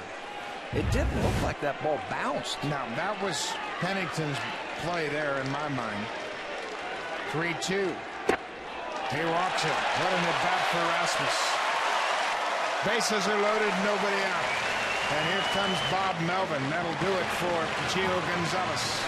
He wanted that last pitch. He was storming to the back part of the mound, but it went around the plate.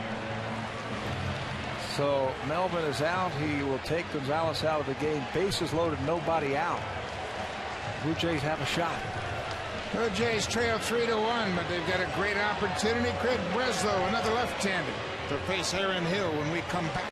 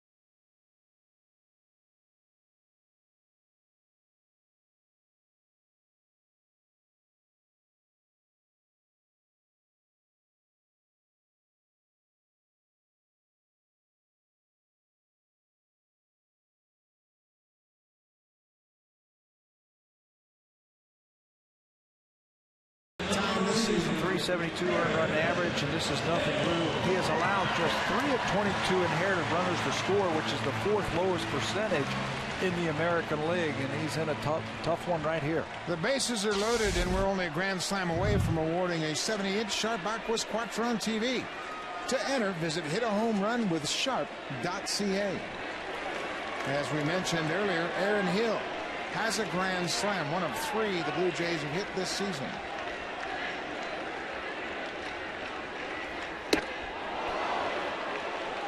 Fastball up and away. Teams have really fed a steady diet of high fastballs to Aaron Hill. Up or up and away, and then drop the breaking ball on him.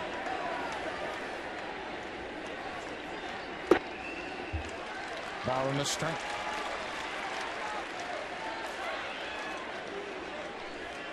Breslow now 30 years old. One of the few pitchers out of Yale University.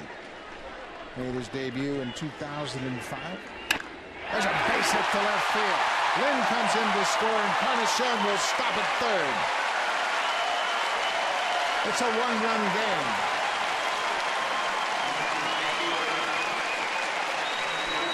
Any pitch down and in from a left-hander to a right-handed batter, all you have to do is just get the barrel of the bat out, and good things are going to happen.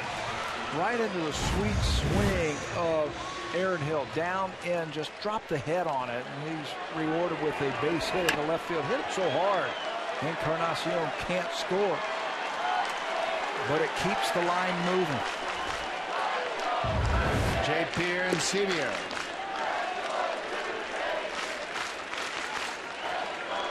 Gio Gonzalez, a helpless feeling. Those are his runs on base. But he gave up a leadoff double and walked the next two. Ball squirts away from Suzuki, but not far enough.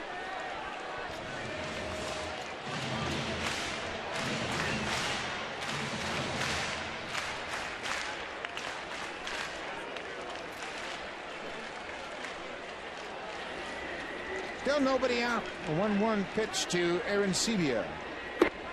Downstairs. This is where you don't want to get too excited as a hitter. Just the pressure is on that pitcher to throw you a strike. If you're thinking extra base hit, if you're thinking home run, I think that's the wrong approach. Just hit the ball hard somewhere. When you do that, when you think about hitting the ball hard somewhere, your swing stays short. Right now, you don't want a long swing. You'd be susceptible to too many strikeouts. Brett Lawrie is on deck.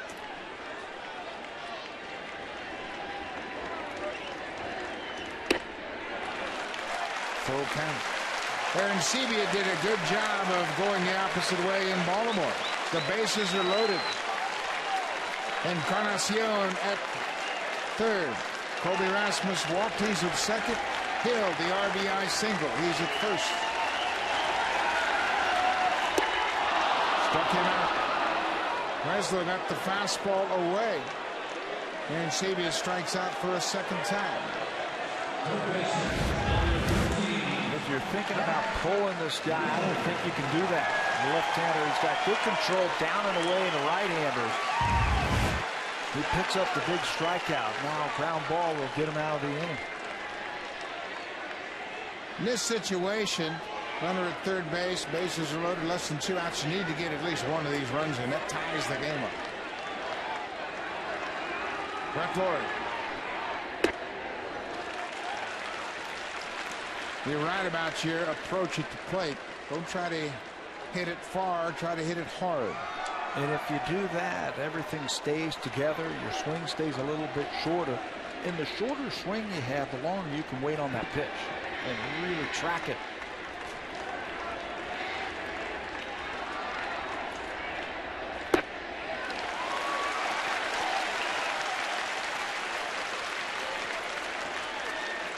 Many times young hitters, they get into these type of counts and they're thinking big fly, and that's the wrong approach.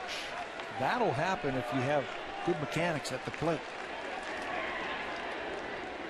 Long drive left field. Willingham back at the wall. Grand slam home run, Brett Lawrie.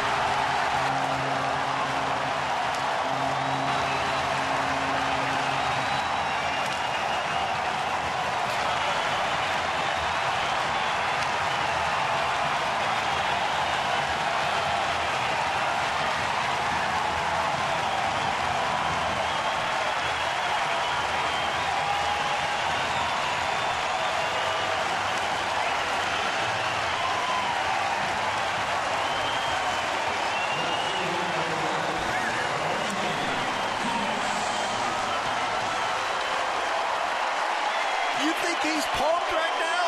Wow. What an approach at the plate.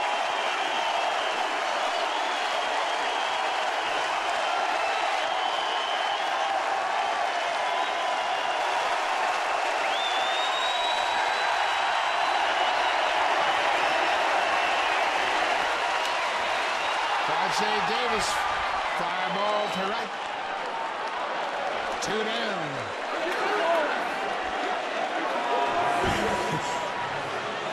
John Farrell's talked about the energy that the young kids have brought up here.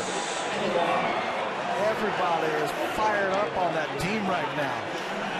To a man, everybody on that bench knows that this is a special young man. And he has the ability to bring a team together and then take it to the next level. We were just talking about the right approach at the plate and not trying to hit a home run, just have a nice short swing, and your good mechanics will take care of the rest. And that's exactly what he did. In that situation, you had a chance to tie the game up. Just make sure you get the ball to the outfield. Then he had a short approach and ends up knocking it out of the ballpark. His reaction to that inside pitch was a short swing, and he got through it. And he got plenty of juice. Wow. I don't think he's sat down yet, has he? I don't think he's come down.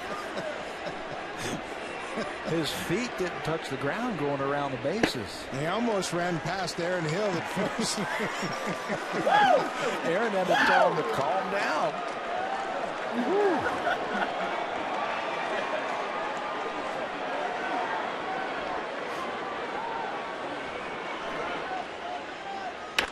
Escobar, gloved by Breslow.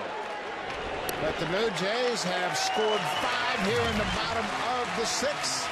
The first grand slam home run of Brett Lawrie's career.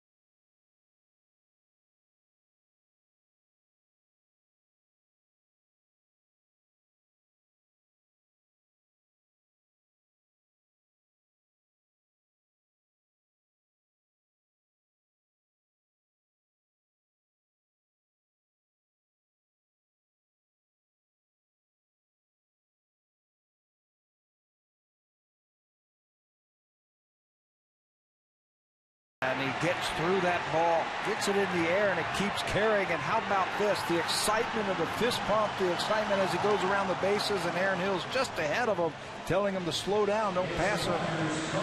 The home run, the excitement that he brought. Watch this. He knows it's gone. Watch Aaron Hill at first base, and Torey Lovullo said, don't pass him now.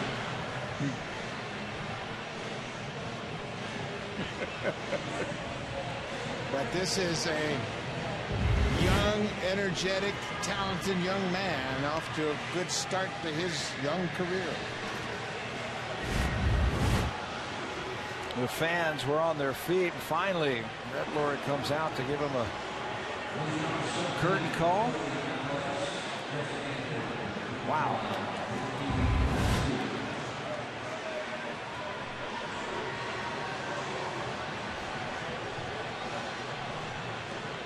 New pitcher in the game for the Blue Jays is Trevor Miller. Another interface, Hideki Matsui, who leads things off for Oakland here in the seventh. John Farrell has to figure it out now. Piece it together the rest of the game now with the lead 6-3. You got a couple of left-handers up this inning.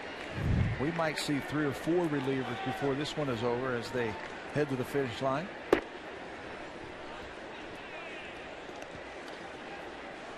John Farrell had talked about the energy that he saw in his team in spring training when Lawrie played, Eric Thames, Anthony Gose, and they have brought that energy to the big leagues.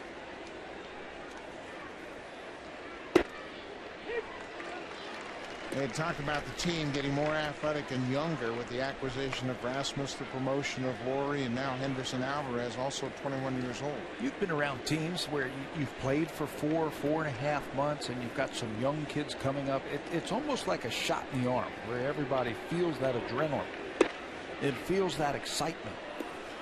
We felt it in Milwaukee at the start of the season when Paul Molitor, after just 1 year in the minor leagues, came to the big leagues to take over for Robin Yount, who had decided to retire after contract negotiations, and that lasted about 2 weeks.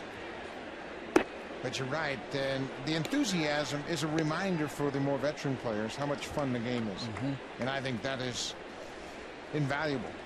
You got the best job in the world playing Major League Baseball. And sometimes you can fall into a rut. doing the same thing day in and day out. You bring those young players here, or a veteran team like a Yankees or somebody like that making a trade for someone. Look at the energy. I like when he takes his helmet off, comes in and said, forget it. Get out of here. Why not? Slam dunk. You're 21 years old. You just hit a grand slam in the big leagues to put your team on top. You should feel like that. You love the emotion, and finally, somebody's not afraid to show it. That's great. We saw it with Eric Thames early in the season. Brett Laurie brings that. It's an emotional game.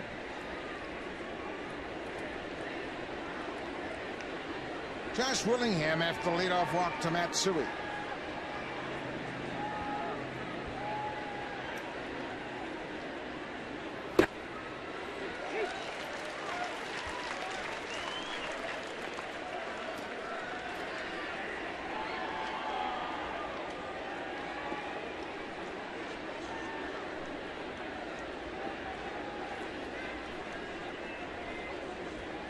Blue Jays lead 6-3 as the A's bat here in the top of the 7th.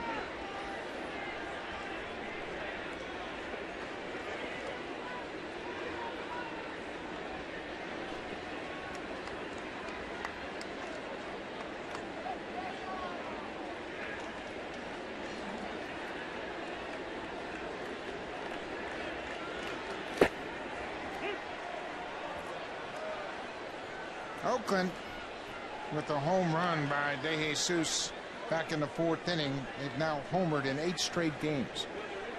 They've done a good job of scoring runs in the second half of the season. DeJesus just his 8th home run of the season, but that's one thing that Oakland has done since the All-Star break. They've scored a bunch of runs. They ranked 2nd in the major leagues since the All-Star break in batting average.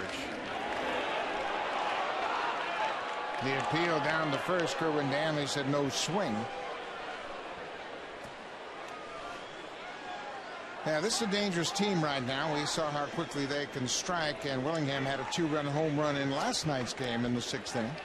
When you look at their team, you don't say, wow, thumpers up and down the lineup, but they pick their spots for their home runs.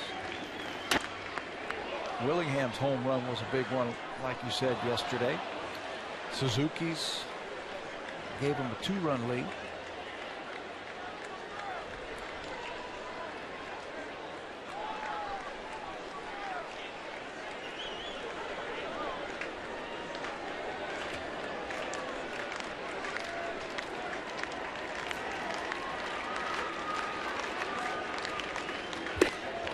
Breaking ball missed.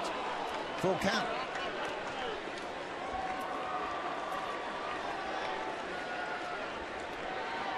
Left-handed hitting David DeJesus is on deck. Matsui at first.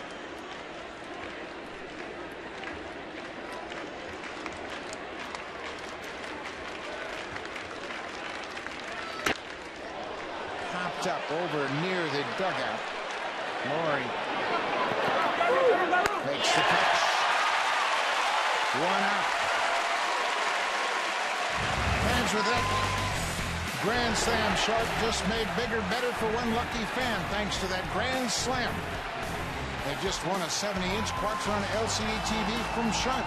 To see if you have won, visit hitahomerun.sharp.ca. Brett Laurie connects the 4th Blue Jays grand slam of the season.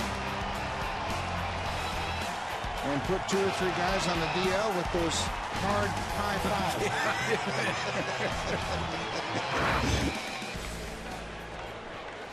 It's like Kirk Gibson when he hit that home run in the World Series. I think it broke a couple hands.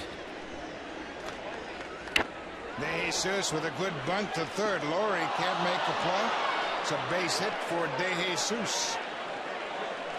And he did the same thing Suzuki did last night. Homer and now a bunt single. Keep the inning going and probably bring a pitching change. DeJesus is going to pick on the young third baseman. Got their signals crossed as Miller and Laurie almost collide. So DeJesus will pick up Oakland's 10th hit. So Trevor Miller is out. Jesse Litch is in. When we come back, 2 on, 1 out here in the 7th.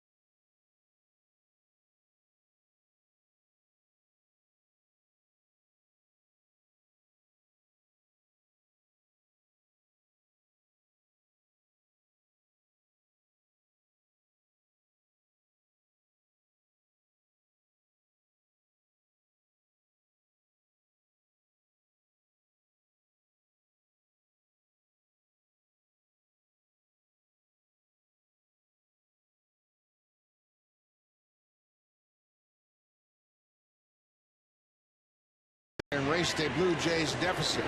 Down and in, a high arcing drive to left field. That's why the runners started tagging up. He's got plenty of distance to leave for a second home run, first grand slam, and he can't sit down.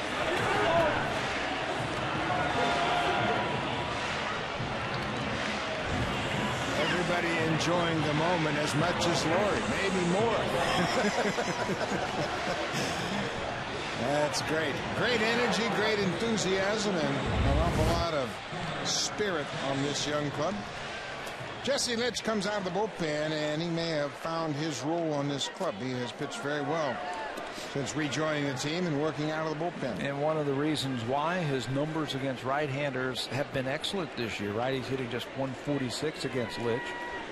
Sometimes, like we talked about the last time he was in, you don't save the game in the 9th inning. Sometimes it comes earlier.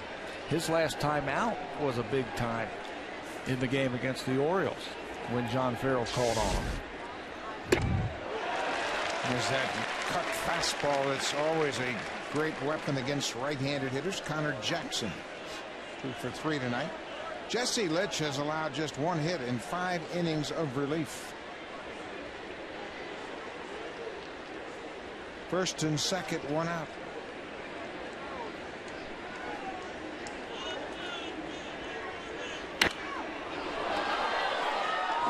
His first inning as a reliever. First time he worked out of the pen was on August the 3rd, where he worked a career high in innings, 3 1/3. Gave up no hits, struck out 5, which is the most by a Toronto reliever this season. There are the splits for Litch. 146, which ranks in the top 5 for lowest batting average against right-handed hitters. Perfect pitch, fastball away, strikes out Connor Jackson. 2 out here in the 7th. Let's check in with Jamie Campbell.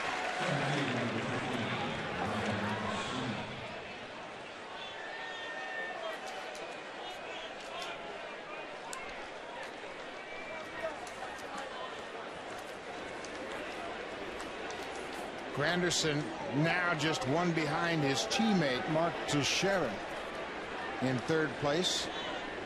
Teixeira has 32. Bautista leads with 33 homers.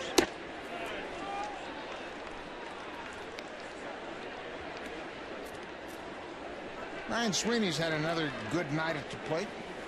Drove a run in last night's game.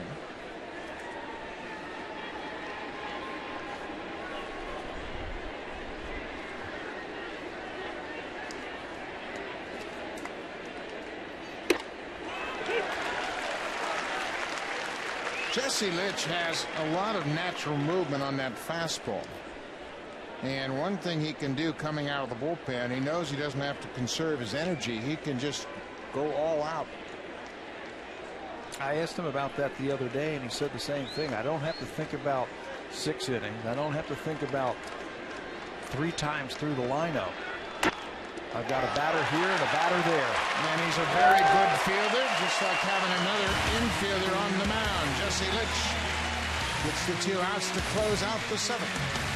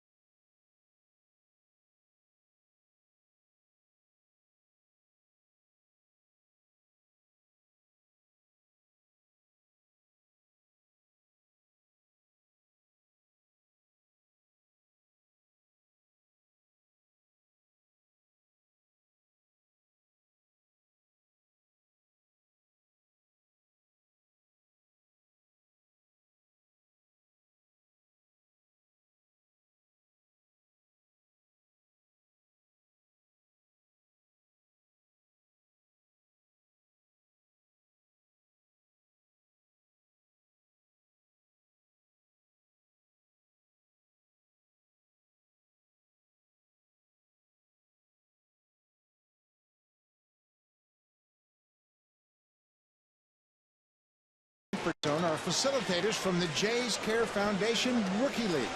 Enjoying a great night here at Rogers Center and got to see the first Grand Slam home run of Brett Laurie. A lot of people have really picked up on the energy that Laurie brings to this ball club, including the teammates in the dugout. Everybody having a good time and certainly enjoying that Grand Slam home run. JP and Aaron Sebia and Brett Laurie were roommates in the spring, and they're sharing their apartment here in Toronto as well. Big Canadian feel to this series, and here's another Canadian, Tristan Magnuson, who was born in Vancouver. Will come in to make his 7th appearance of the season. Magnuson was acquired by Oakland along with Danny Farquhar. They had traded Rajai Davis to the Blue Jays. He was just recalled from AAA on July the 27th for his 3rd stint for the A's this year. He's got a very good arm. Stands 6'7". It's free and easy. Opponents hitting just .243 against Magnuson.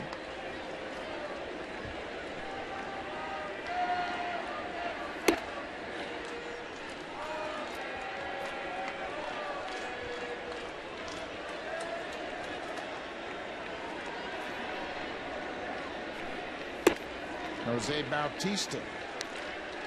So for 2, he's walked.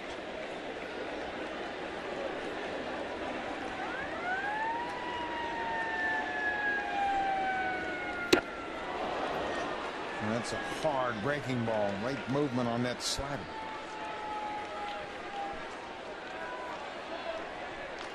Magnuson, in just his 4th season of professional baseball, he was a compensation pick by the Blue Jays.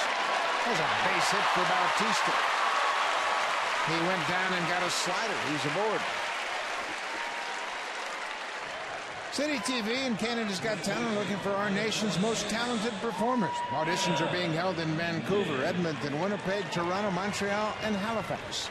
Canada'sGotTalent.com has all the date and location information. We're looking for acts of all ages. Sign up, show up for Canada's Got Talent. Canada's got a lot of baseball talent here tonight. Brett Laurie, Rich Harden, Tristan Magnuson all in the game. Harden was great last night. 7 innings of 5 hit ball.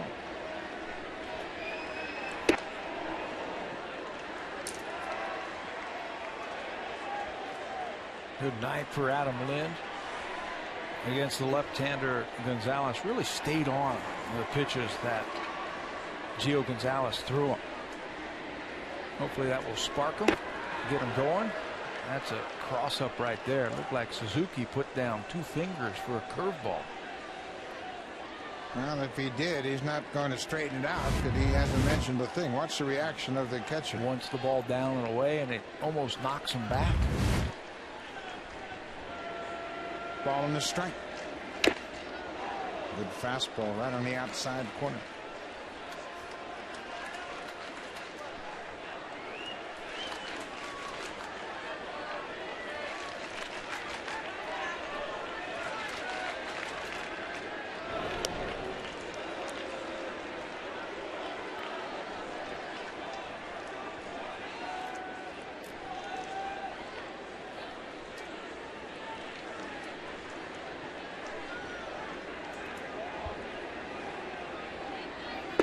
Outside, 2-2.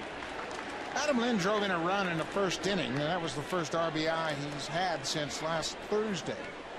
He also had an RBI in the first inning. That was the 12-inning game in St. Petersburg against the Rays. He had a long ribby drop. There goes Bautista. The ball is driven high and deep to left field.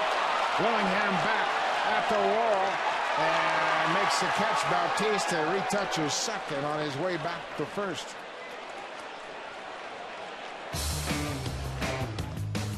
It's Canada's best-selling car 13 years in a row. Honda, the official vehicle of the Toronto Blue Jays.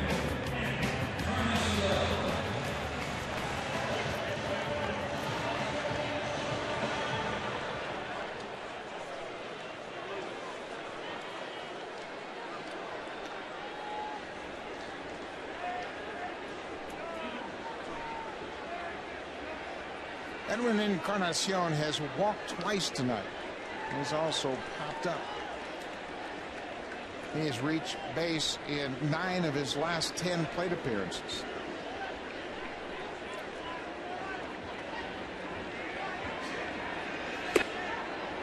Goes out for that first pitch and misses.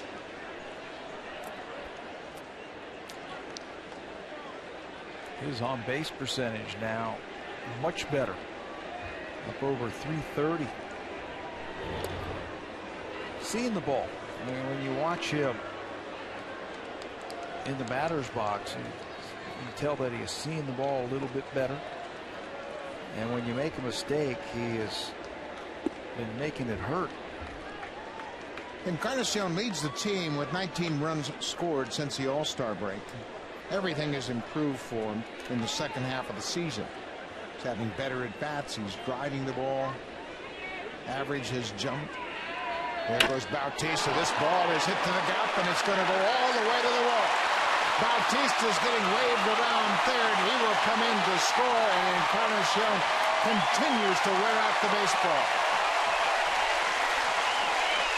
He does it again. When a pitch is elevated, he hasn't been missing it. He's been on base 3 more times tonight, a couple of walks, and now his 29th double will drive in his 31st run. Watch where the pitch is. Up, away, stays on top of it. Creates backspin and drives it. When it hits the turf, it just shoots all the way to the wall. And that's going to make it easy for Bautista to circle the bases for the Blue Jays' 7th run. 7-3 lead now for the Jays. 29th double for Encarnacion.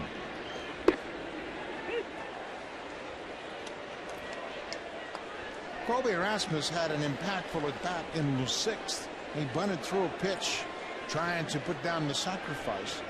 Lind was picked off at second, but the ball went into center field.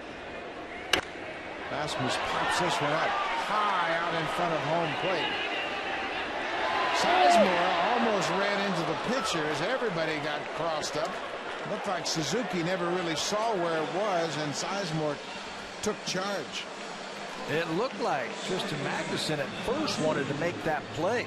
Anytime that ball is popped up in the no man's land between home And the pitcher's mound, you see Magnuson right there thinking about catching it and then backs off and almost gets in the way of his infielders. He needs to act as a traffic cop, if you will, around home plate and tell the infielders who should take it. Aaron Hill had an RBI single in the 6th.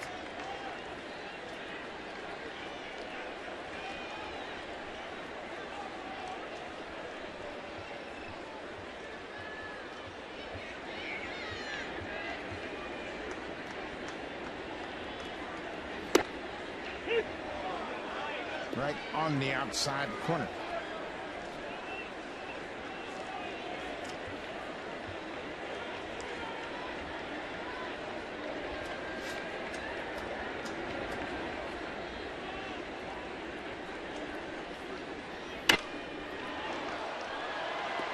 It's popped into the seats. We mentioned Magnuson was the 56th pick overall as a compensation pick by the Blue Jays in 2007.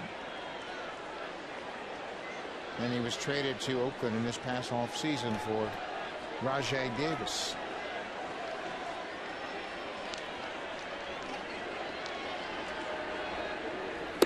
His first year in the minor leagues was 2008. He spent it at Lansing. He was actually a starter. 24 starts that year. Did not have a good year record-wise. 0-9, and then moved him into the bullpen there and spent all of last season at New Hampshire and had a great year for the Blue Jays AA team.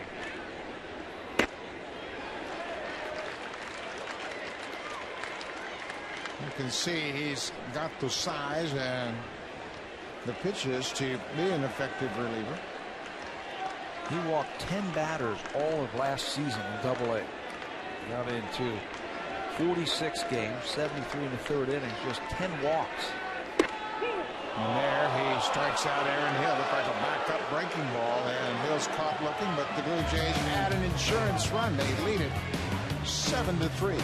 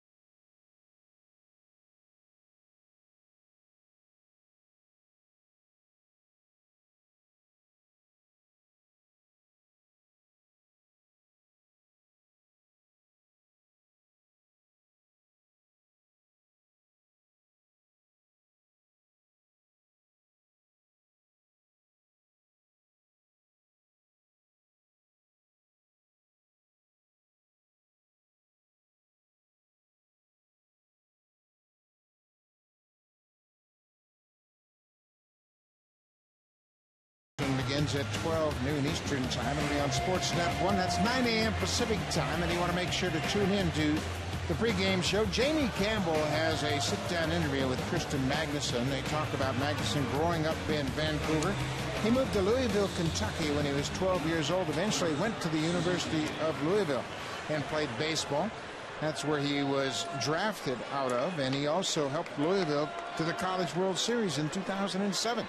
So make sure you join in the pregame show tomorrow and check out the Tristan Magnuson interview with Jamie Campbell.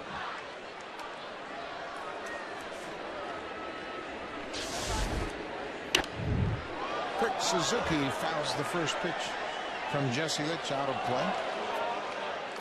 Suzuki had a single to right with 2 outs back in the 6th inning. Jesse Litch retired the final 2 batters in the 7th to get out of that jam. There's another base hit for Suzuki. His 4th of the series. You look at Suzuki's approach at the plate and you say, how is he hitting 228 coming into this game? Got an idea. He's been productive in the past. And it must be just one of those years for Suzuki.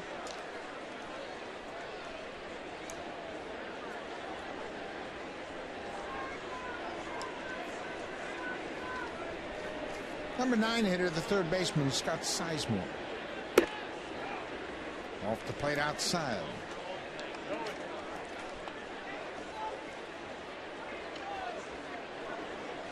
Sizemore's hit the ball well in this series. He was robbed of a base hit on a fine play by Yunel Escobar in last night's game.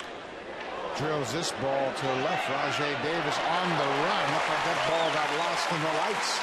But he stayed with it and takes another hit away from Scott Sizemore. Happens a lot to those corner outfielders here at Rogers Center, that low line drive. And you've heard the term, that ball caught him. That ball caught him right there. Got the glove up just in time to make the out. He had enough speed to get over and intercept the ball, and you could see he just kind of threw his glove up and made a nice catch. 1 out, top of the order. Jemiah Weeks, 1 for 4. We mentioned Weeks is the younger brother of Ricky Weeks of the Milwaukee Brewers, and boy, the Brewers are putting it on the Cardinals, beating them again tonight. And it's kind of a do-or-die situation for St. Louis. St. Louis now trails the Brewers by 4. Bouncing ball to second. Hill shovels to Escobar. Back to first just in time. Second double play of the night turned by the infield. Brett Lawrie will bat second when we come back.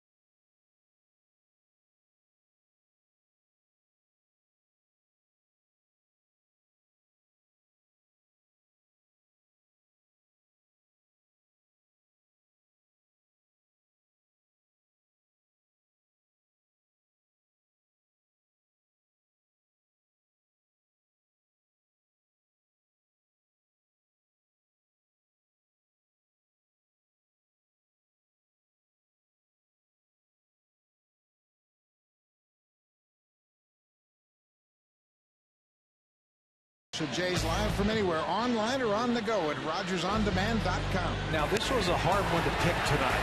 We were going back and forth. We weren't sure which one we were going to use. Yeah, let's go ahead and use the grand slam because he electrified the crowd. He electrified everybody in this building.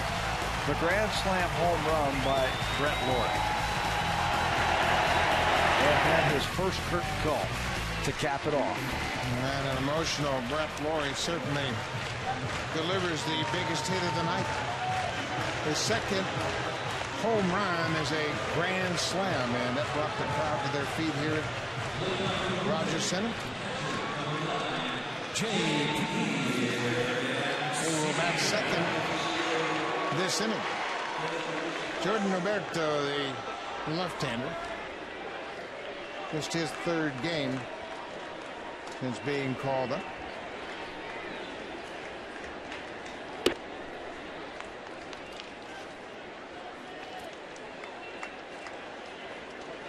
J.P. Arancibia. Broken bat, little pop up to first, and Arancibia is retired.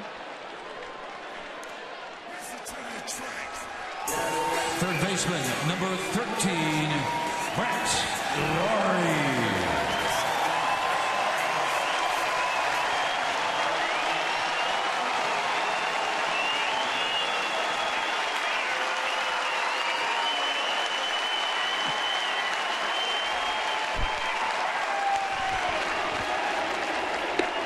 Laurie certainly captured the imagination of the younger fans here. He's just 21 years old.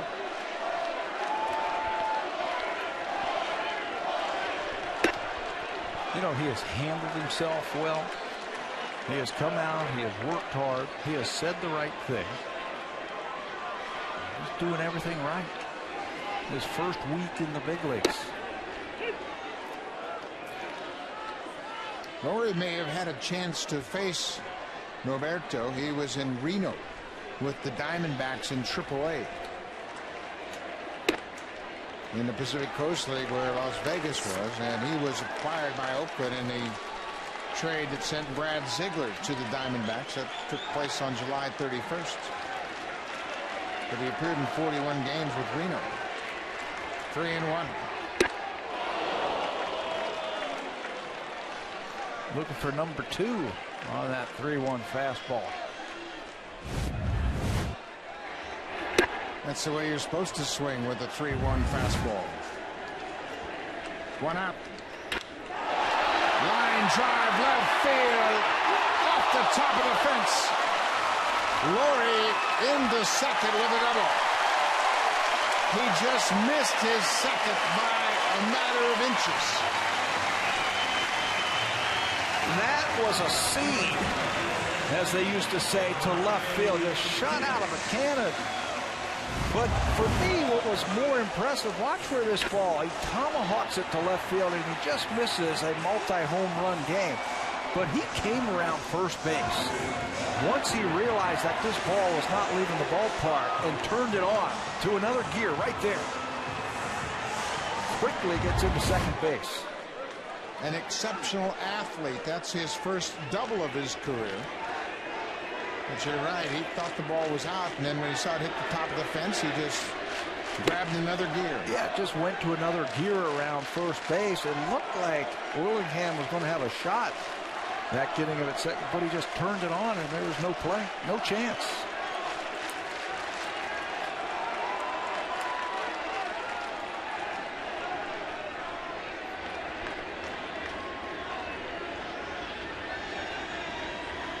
Rajay Davis, 2-0.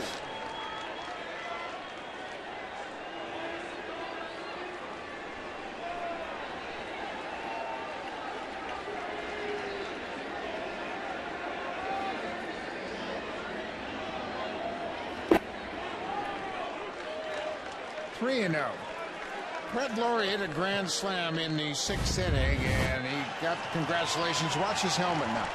His helmet starts to slip off his head, and then he fires it away, not really sure where it ends up. And now his next at-bat goes, where's my helmet? Come on, guys, help me out. Somebody's messing with him. Oh, there it is. Remember, you spiked it down at the other end of the bench.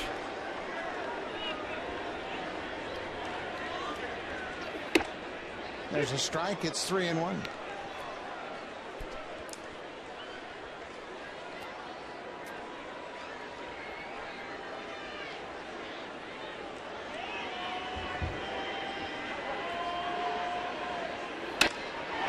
Little looper into right. That'll get down. Laurie is coming around third. No throw to the plate. Davis picks up an RBI.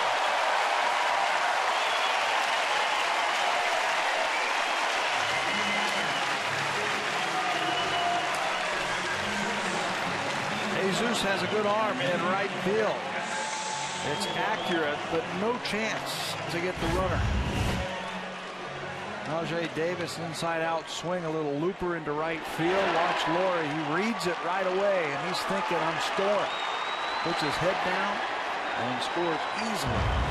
Blue Jays' 8th run. Brett Flory. And Escobar gets hit by the pitch, and he thinks there was some intent behind that pitch. And he goes out to the mound, and now he's being held back by Bautista. Bench is empty.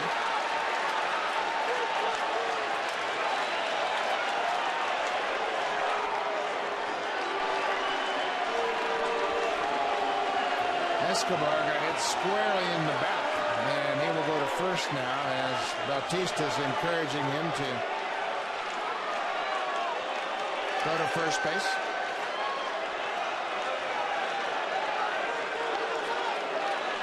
Well, the right guy got in there. Jose Bautista came in from the on-deck circle right away and got Escobar separated. And you can see Bautista motion for Torey Lovello. You go to first base to make sure Escobar stays there. But Escobar took a couple steps toward the pitcher's mound. And if he's hit by a pitch.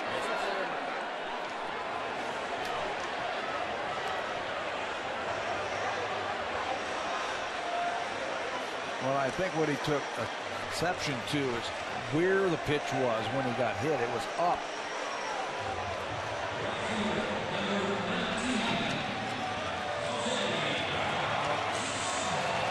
So there are two on. Take a look at this pitch. It's up around the head area, right in the middle of the back.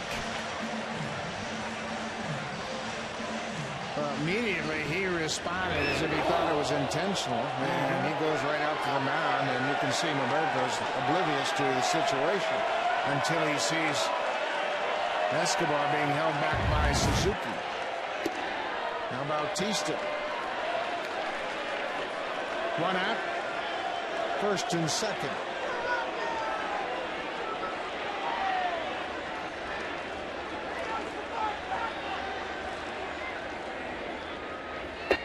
Breaking ball down and in.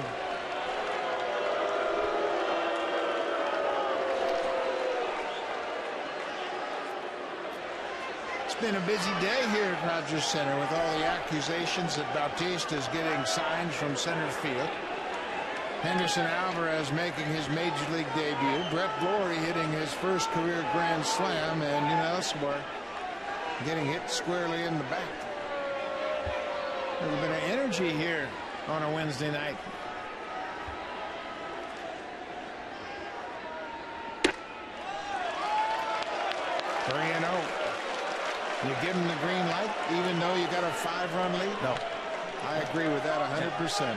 Not with a 5-run lead. Don't stir it up anymore. That's right. You got a game tomorrow afternoon. Bautista takes a walk. Bases are loaded again.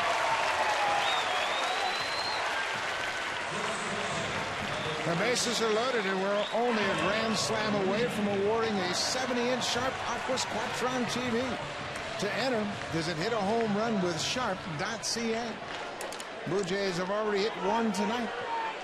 Brett Flory in the 6th, his first career grand slam home run.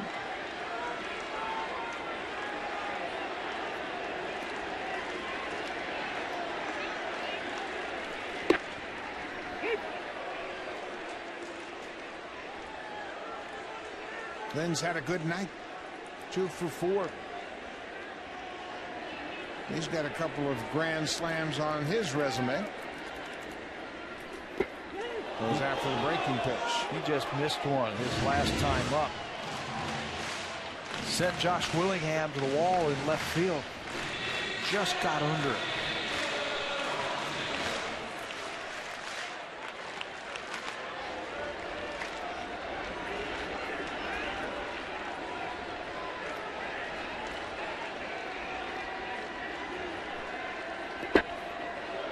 Suzuki's great at blocking those balls in the dirt. That ball was out in front of home plate, and it was never in doubt that he was going to block it. And it was an in-between hop. Those are tough. The in-between, because you're not sure where the ball is going to bounce. And it's got a little spin on it.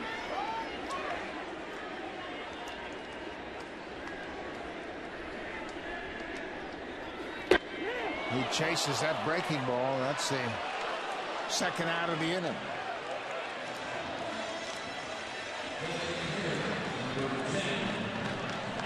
But the A's aren't out of the woods yet.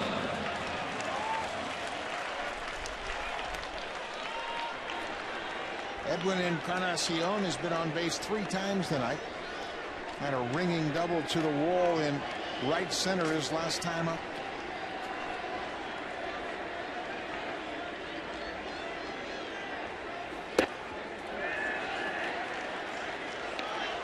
Breaking ball down and in. Encarnacion with 3 career grand slams.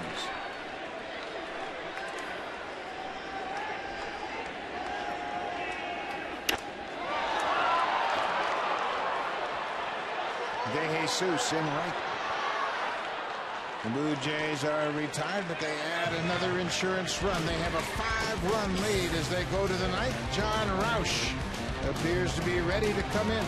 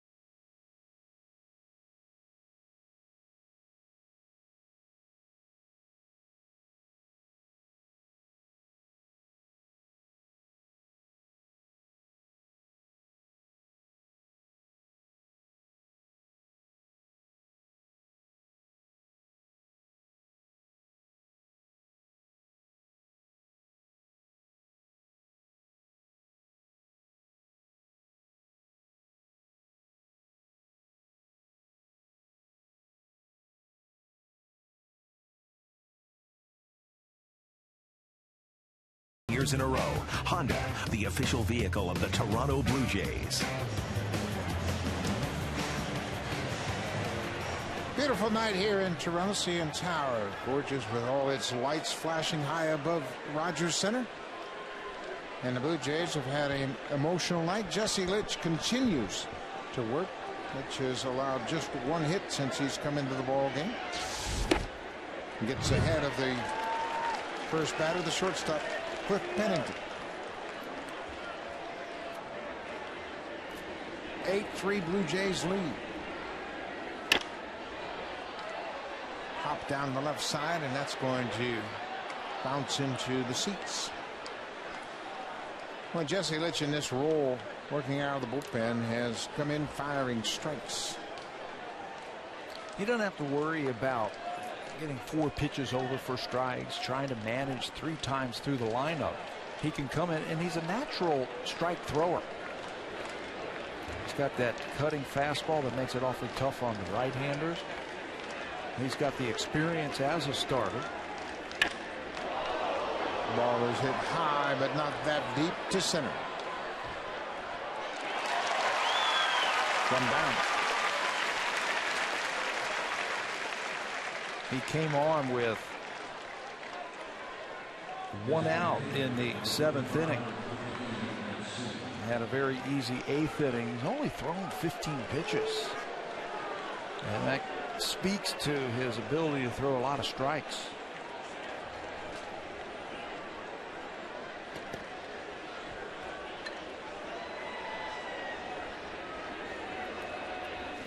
Becky Matsui was hit by a pitch in the 5th inning. He also walked.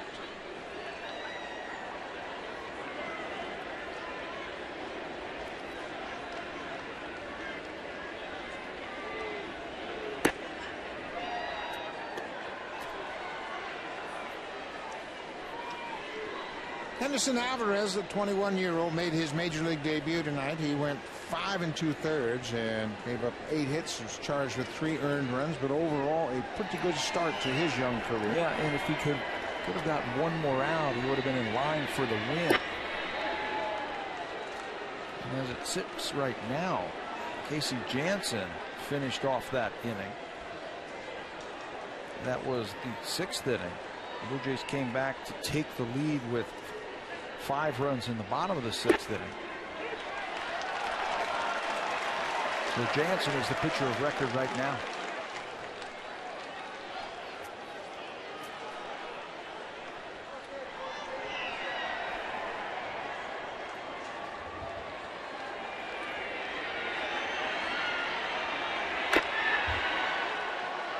Bouncing ball foul. Matsui fouled that off his leg.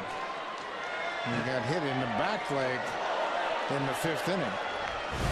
That's what that cutter can do when you throw it to the right-handers. It just cuts down and you end up fouling that ball off your foot somewhere. That one right off the top of the shoe. Full count. 1 out. We're in the 9th. Got him. What a good pitch. Backdoor cutter. Gets Matsui. Good command, and he surprises Matsui. Thinks this ball's away, but he hits the glove. That was the whole key. Aaron Sebia held it right there for him.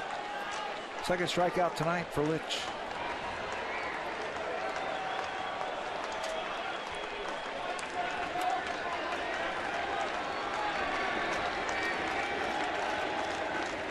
Cross Willingham takes a strike.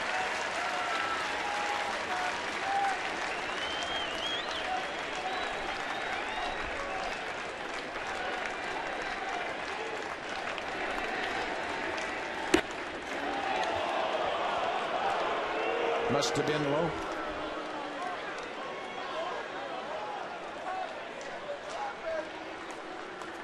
Lots of good things going on with this Blue Jays club. The acquisition of Colby Rasmus, the promotion of Brett Lawrie, the debut of Henderson Alvarez. A lot of good things going on, and if you don't think the next 7 weeks of the season are going to be interesting, you're mistaken. Pumps up the excitement, pumps up, everybody gets into it.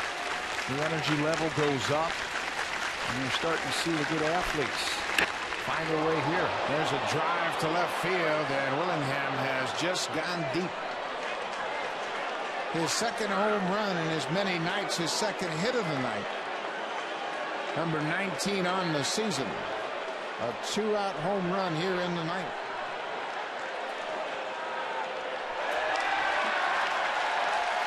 Got to challenge him. You're up by 5 runs. You don't want to start walking people, so you got to challenge him with your fastball. Home run number 19, right in his wheelhouse, and he didn't miss it.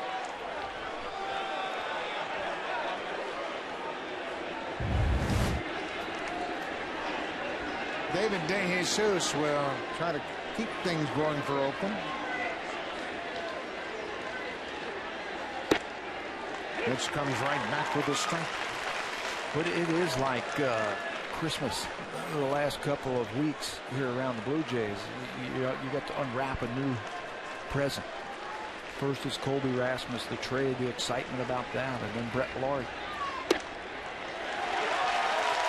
0-2. And there might be some more surprises under the tree as the season finishes up. There's certainly a lot more talent in the organization. Jesse Litch trying to wrap this thing up. Bouncing ball. This will do it. The Blue Jays win it. 8-4. Jesse Litch picks up the save. Casey Janssen gets the win. Just 1/3 of an inning for Janssen. And how about Henderson Alvarez, his first big league start, and Brett Lawrie with his first big league grand slam. Alvarez wasn't intimidated. I think he can learn a few things from tonight's outing. He's got a good arm, good fastball. He's got a good changeup. Brett Lawrie starting to feel very comfortable with this team. The excitement and the enthusiasm that he has brought to this lineup. Team all of a sudden is much younger and much better. We'll be right back here tomorrow afternoon for the series finale. Stay tuned for Connected. Martine Geyer, Gene Principe. They're next.